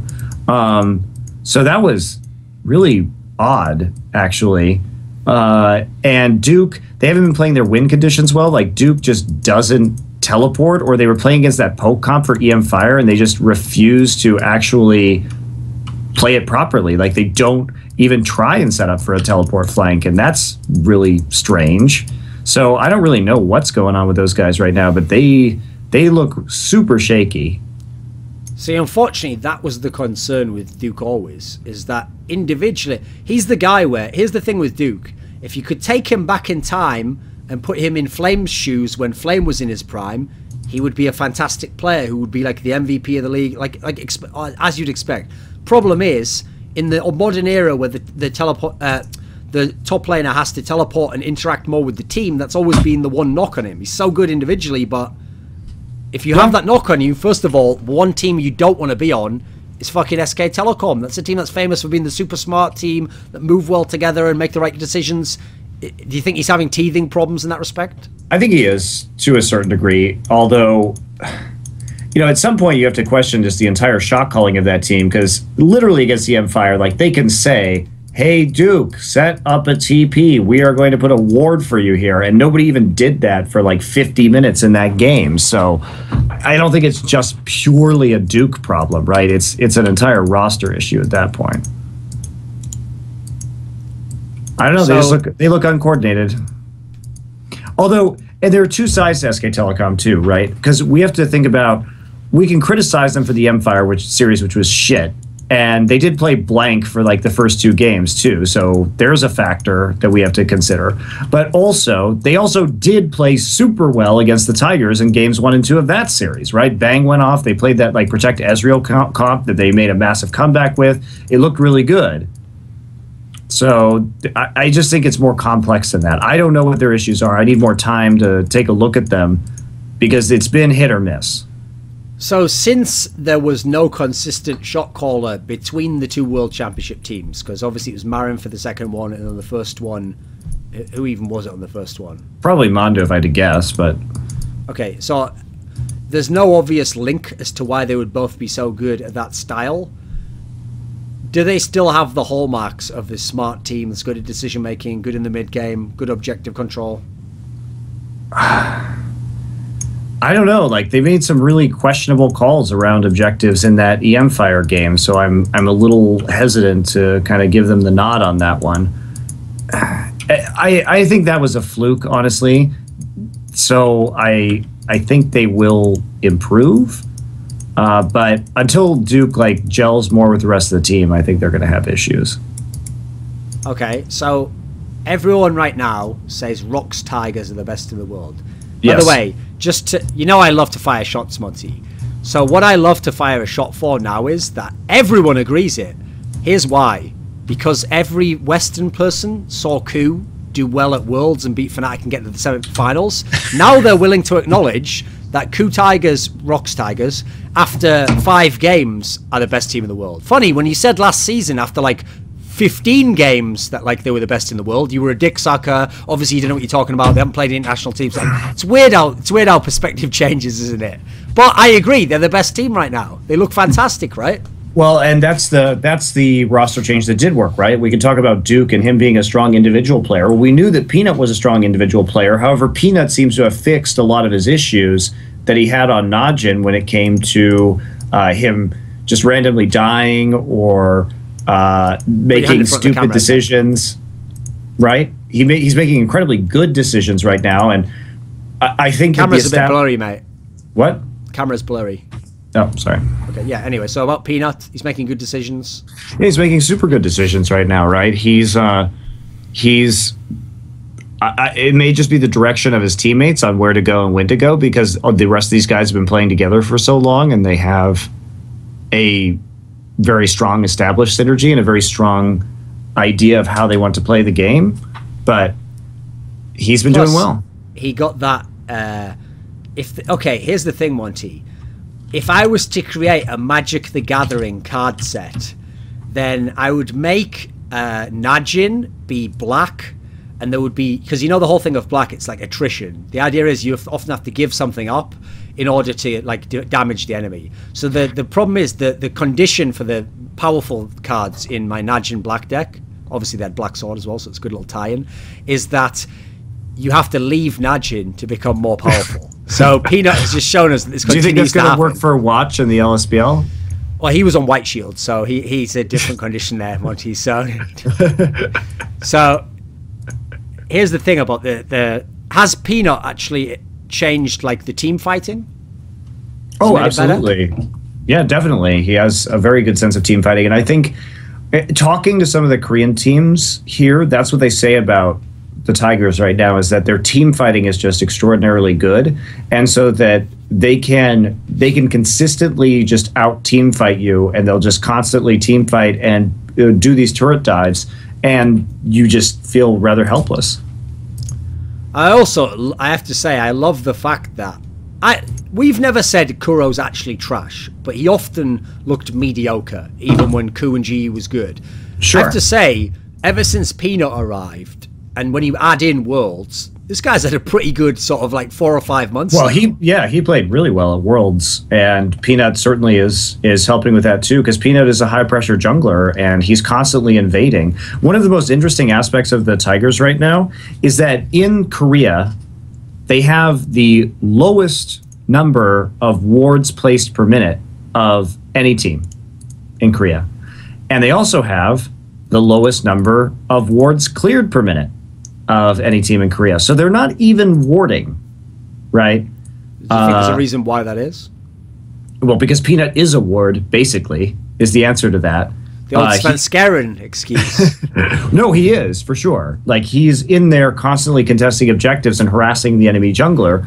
And so that he also tends to play champions like Graves and Kindred, so they're not going to buy sight stones or other items to put down vision. But as a team, they put down very few wards. But that said, here's my other... You ready for this statistic, Duncan? This is my other favorite statistic. Yeah. If the Ku Tigers, or the Rocks Tigers rather, were an EU LCS team, where do you think they would be in terms of wards per minute? I mean, I saw the tweets. It was number 1, right? No, it was number 2. Oh, number 2, okay. Number 2 in terms of wards per minute. But they've fallen down, it looks like, after some games this weekend. But before the EU LCS started, that's kind of where they were. Don't you find it interesting that for all this talk about, like, oh, why do you always make out like there's this gap between Korea and the other ones, and oh, you make out like Koreans just do everything better? You know, there's no mechanical skill in buying a ward. Well, you can't buy wards anymore. In having a ward, or sightstone, trinket. Well, you can buy a pink ward, so and placing a ward. And yet, every fucking season of League of Legends, go back, and there will always be a massive disparity between the best Korean team and the best Western teams in terms of wards play. Well, remember that stat from that Mata game where he'd placed like fucking 18, was it something insane, like 18 pinks in one game or something? Yeah, and here's a stat for you. The Tigers are worst in the league in wards cleared per minute, but they are better than every single European team at clearing wards. That's a disturbing statistic. But the funny thing is, this is the one area where there should be no excuse for Westerners. If you actually did understand the game to the same degree, you would be doing this. Because think of the advantage you would have, like Monty's saying here, if that would put you at number 2 in EU. Well, now imagine if you warded as much as the best team in LCK. You would just wreck the game just purely by knowing where the fuck the enemy jungler is all the time, right? Well, those things are not necessarily correlated right now. And in fact, I think that the Tigers' low warding statistics are very interesting. And I need to do some more research to figure out why these things are true. And they have a perfect win rate so far. Because usually vision is correlates strongly to victory, right? But in this case, it's not. Now, I do know just from watching the games that part of that is Peanut and Gorilla are very good at getting in the enemy jungle and sussing out where people are on the map, right? If I had to pick the MVP, so in fact, fuck it, forget MVP. If I had to pick the best player in the world, because that's the same thing, by the way, MVP of the Korean League, best player in the world, it's the same thing, just triggering people there, I would pick Smeb. He's been good. I don't know, Gorilla's been pretty fucking good too, dude. Mate, Smeb is like, put him in any split and change the meta, and I guarantee, say there's 3 really strong meta champions, he will always have 2 of the 3 be really good for him. You can't ban him out. He's like unreal. I mean, that's been true right now. I just have times where I remember how bad Smeb used to be. Yeah, but every time you remember that one, just remember all the times that he plays all the champions that everyone else is playing now. Tam Kench, Poppy, and the difference is he always bodies on them. Always. There's no question. The Poppy was impressive. I mean, Someday is still a super good top laner too. I don't know if you saw his Poppy game where he like killed everybody on the map. Who was that against? Was this the most recent one? Yeah, it was KT's last game. Let me see, who was that against? Against Samsung? Yeah. Yeah, I don't watch games like that, mate. Come on. I've got to make hard choices, Samsung's mate. a top 5 team. They're not bad. That's what you said, Monty. You said that, but actually they are sat in 6th place right now. All right, they're fine. So you remember what I said? I said they wouldn't be top 5, Monty. So it's not over. The season's still going. But you remember the reason why I said they wouldn't be top 5? Because I picked Jin Air to go over them. So that brings up the next topic, Monty. Jin Air. Pretty good team, right? Well, they've had a very soft schedule, though. The only real tough opponent they've had is the tough opponents have been Longzhu and SKT. And they beat SKT, but they lost to Longzhu. So when they have to fight like KT and the Tigers, that may change. Sure, the place they are on the table won't be second, but when you consider the roster was fucking gutted of the 2 best players, how is this team good still? Trace has stepped up. He's played like 9 different champions in the last like 11 games, or well, he's 13 games now, but he's already played 9 different champions this season. He's drawing a bunch of bans. He's carrying really hard on the top lane Graves. They figured out how to deal with Kuzan. Winged has stepped up a little bit, I think. It's mostly Trace though, honestly. Winged is the one where it's like, I had no expectations, because remember, he was one of the original Koreans who went to Brazil, and even there wasn't dominating. He went fucking nuts on Bengi. Like, he had a great game in Game 2 against SK Telecom.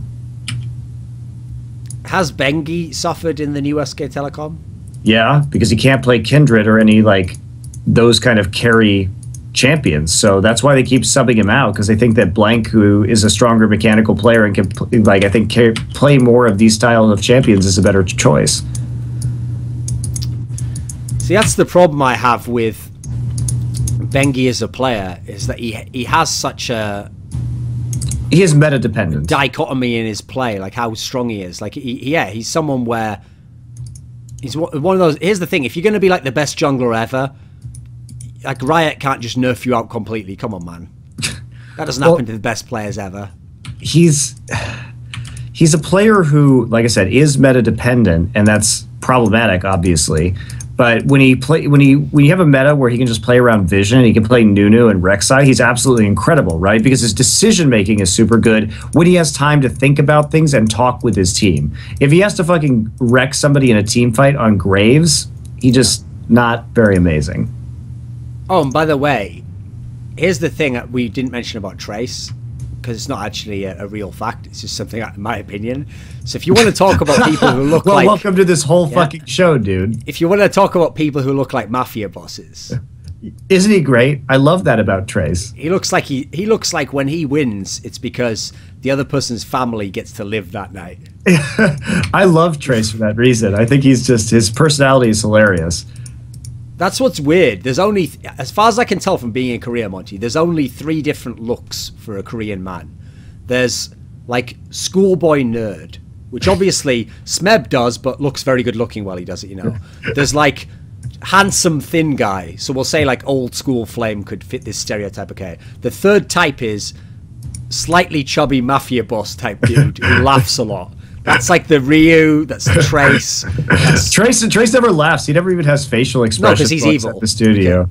But no, his stream is actually hilarious, though. That's the whole thing. Is he jokes around a lot on his stream, but when he's at the studio, he always looks incredibly serious.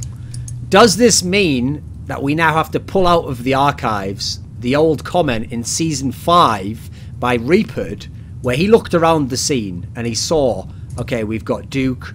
We've got Marion, we've got Smeb, we've got all these good toplets someday, and he told you that Trace was the best of them all. He said that Trace or Someday was the best, yeah. So we profit. Well, I mean, Trace legit like Maokai and Rumble for most of last year, and top Morgana and like some top Nautilus. He was not put on carry champions. So I don't know about that. He stepped up, that's for sure. What do you think about Longju? I noticed they did. Here's the thing, Monty. Be careful what you wish for. So, oh goody, they've put Flame in a game. Oh, it's Rox Tigers. Let's hope this goes. Oh shit. Well, forget about that then. Okay. Sometimes in war, it's better to be on the sidelines, Monty. No bullets can hit you then. What did you think of that match, Longju versus Rox? I think it was pretty one-sided, but I think Longju, I expected them to take some time to actually develop their synergy right. I didn't think they would have that strength right out of the gate, just considering that, like TSM, they were going to have necessary issues when it came to who was actually going to be taking a lot of that farm. Just in terms of personalities of the players, we have guys like Chaser and Coco, who tend to be a little bit tilty. So I think it's just going to take time to work on that. Their last series, they look very good, though. Wasn't it worse versus like one of the worst teams in the league? But it matters how clean their closures were, right? And what they were doing. Because previously we had only really seen them try and play poke compositions, and they seemed a little bit isolated in that kind of comp. But they're starting to look better. So that gives me hope. Even though obviously Flame didn't look good in those games, and Expression, they've won a number of their games with him, he looked a bit shaky to me in the games I've seen.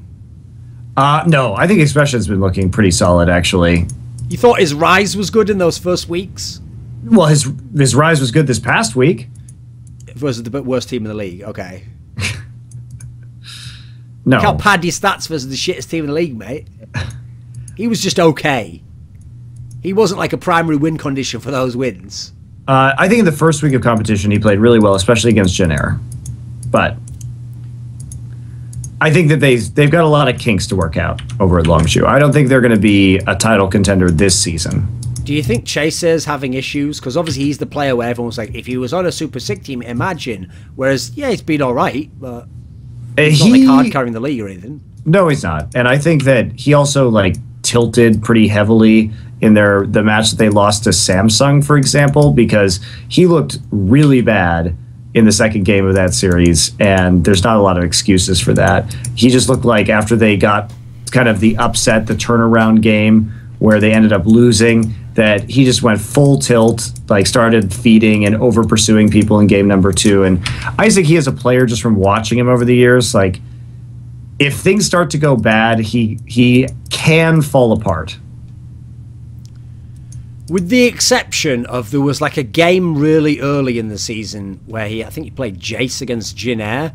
It feels like Coco hasn't necessarily lived up to the billing, because obviously on CJ he used to literally 1v9 the whole fucking game and just like get mad kill, even lose the game and get insane amounts of skill. Feels like he's had a lot of low scoring games where he's just like he doesn't play that style anymore or something. What is it? Because some of the champions should be in his pool.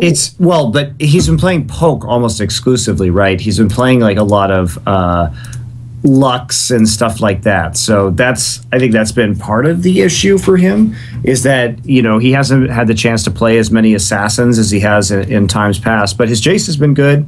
His Lux has been pretty good. I think he's doing fine. Do you think any of these issues are could be a coaching thing?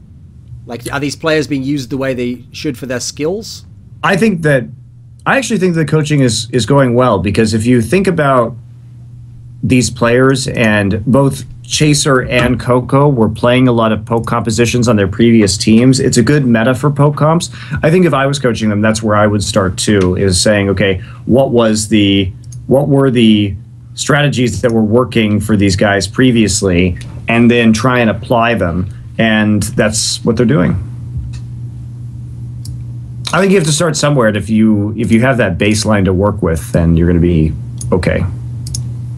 Okay, so you ready, Monty? KT Rolster are the 3rd ranked team in LCK, but their wins are over Freaks, Galaxy, and Spenu. Yep. They've got a lot more to prove. We'll see how they do against SKT. That should be a very interesting match. How would you speculate they will do? They've looked dominant in their wins, though, and they started out playing slow in this split push style, but they have stepped it up, and they started to play a more fast-paced style this past week and started to be playing more aggressive early. But yes, they have had a soft schedule. Do you think they will beat SKT? I think they should, yeah. So you think they are the real second best team in LCK? Yes, I do. At least for now. I think SKT has definitely a higher ceiling, but I think at the moment... Do you buy the story with SKT along the lines of Origin, etc., that if you're really good, you figure it out, eventually you get back to being really... Should SKT at the end of the season still be able to be like in the final and going for the championship? I know, the Tigers are looking super good. I think SKT will have a shot by the end of the season, though. Why are you so sold on the idea that Galaxy is good? Why am I so sold on? I haven't played that many games. I think they're okay. I just, from what I've seen from guys like Cuvée and Crown, I think they're like a mid-tier team. You say good, but what you mean is I thought they would be like 5th. Well, the big problem we have right now is that basically the bottom teams, again, are dog shit. I mean, CJ right now is a fucking joke, right? Yeah, they're pretty bad.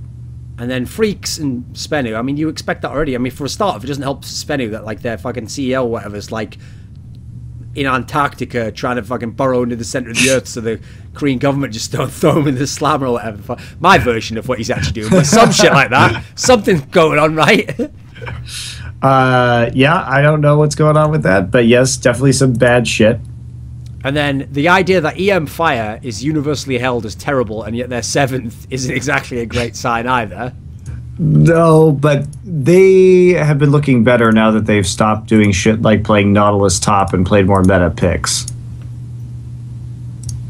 If you had to pick one of those 4 bottom teams, EM Fire, CJ, Freaks, Spenu, and we'll say that one of those 4 will somehow turn something around towards the season and get better and go up the table, which of the 4 would you pick?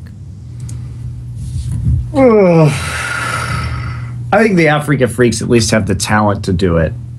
I'm not sure if anybody else at this juncture does. The great name. Yeah. It's true. Obviously, the Freaks have some players who in the past have done some impressive things, because obviously they have like Anarchy players, right? Right. So, okay. So for you, the best player in the world right now is Gorilla? I think Smeb has been very impressive too, but Gorilla is just consistently there, ahead of everybody else. He's the one who's setting up a lot of the plays. He's one of the reasons why they don't need so many wards, because of his synergy with Peanut and getting to... He's always like 1 to 2 minutes ahead of where he needs to be. So his play has been exceptionally good so far this season. In general, you said you hadn't really watched much of LPL. No, I haven't watched much LPL this week yet. Usually I watch it on Mondays, so. In general, okay, so what's good is LPL is the only region where no one can complain about the IEM teams, because the one that qualified was Xiaogu, who were leading their conference, and then they invited RNG, who most people think is the best anyway, so they've got the two best Chinese teams in theory. What do you think of these two teams? I haven't watched enough of them. I need to go back and watch some more this week, so I don't know if I'm going to comment too much on them in this show. I've enjoyed watching MLXG from RNG play. I think his jungling has been fun to watch. I think Mata and Looper have really stepped up this season. Yep. QG, we saw Uzi's first game tonight. He looked fine. Not extremely impressive, but they've been doing some good work too. You know what I like about Looper, Monty? Is that people think I don't give him credit. I don't give him praise. When credit is due, I'll give him credit, I'll say. So here we go. He does. His moves look great. His ability to move around. His dance is fantastic. You know, the only problem is if a puppet is being puppeted by someone and it's dancing awesome and the dance is really sick, unfortunately you've always got to give the credit to the guy pulling the strings behind. So all I'm saying is Looper on M3, dogshit player, couldn't teleport for his life, didn't know what the fuck he was doing, had no synergy. Looper with Mata again. Yep. The old puppet That's master. What I said. Suddenly he's really good again. What's that all about? Oh, he's figured it out again. What happened is you know what, Monty, I figured it out.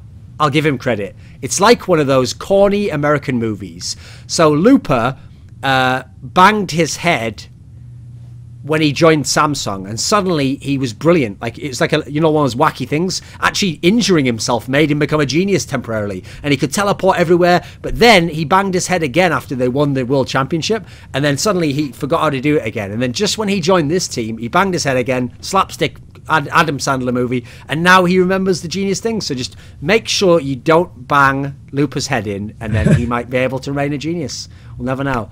Is Looper Genius of Top Lane Part 2 coming for Yon? Just wondering, mate. Like, now's the time. You gotta sell while the stock's at its highest, mate. That's when you gotta make hay, as they. Yep. Basically. So okay, that's pretty much the end of the show. Alpha draft and all that jazz.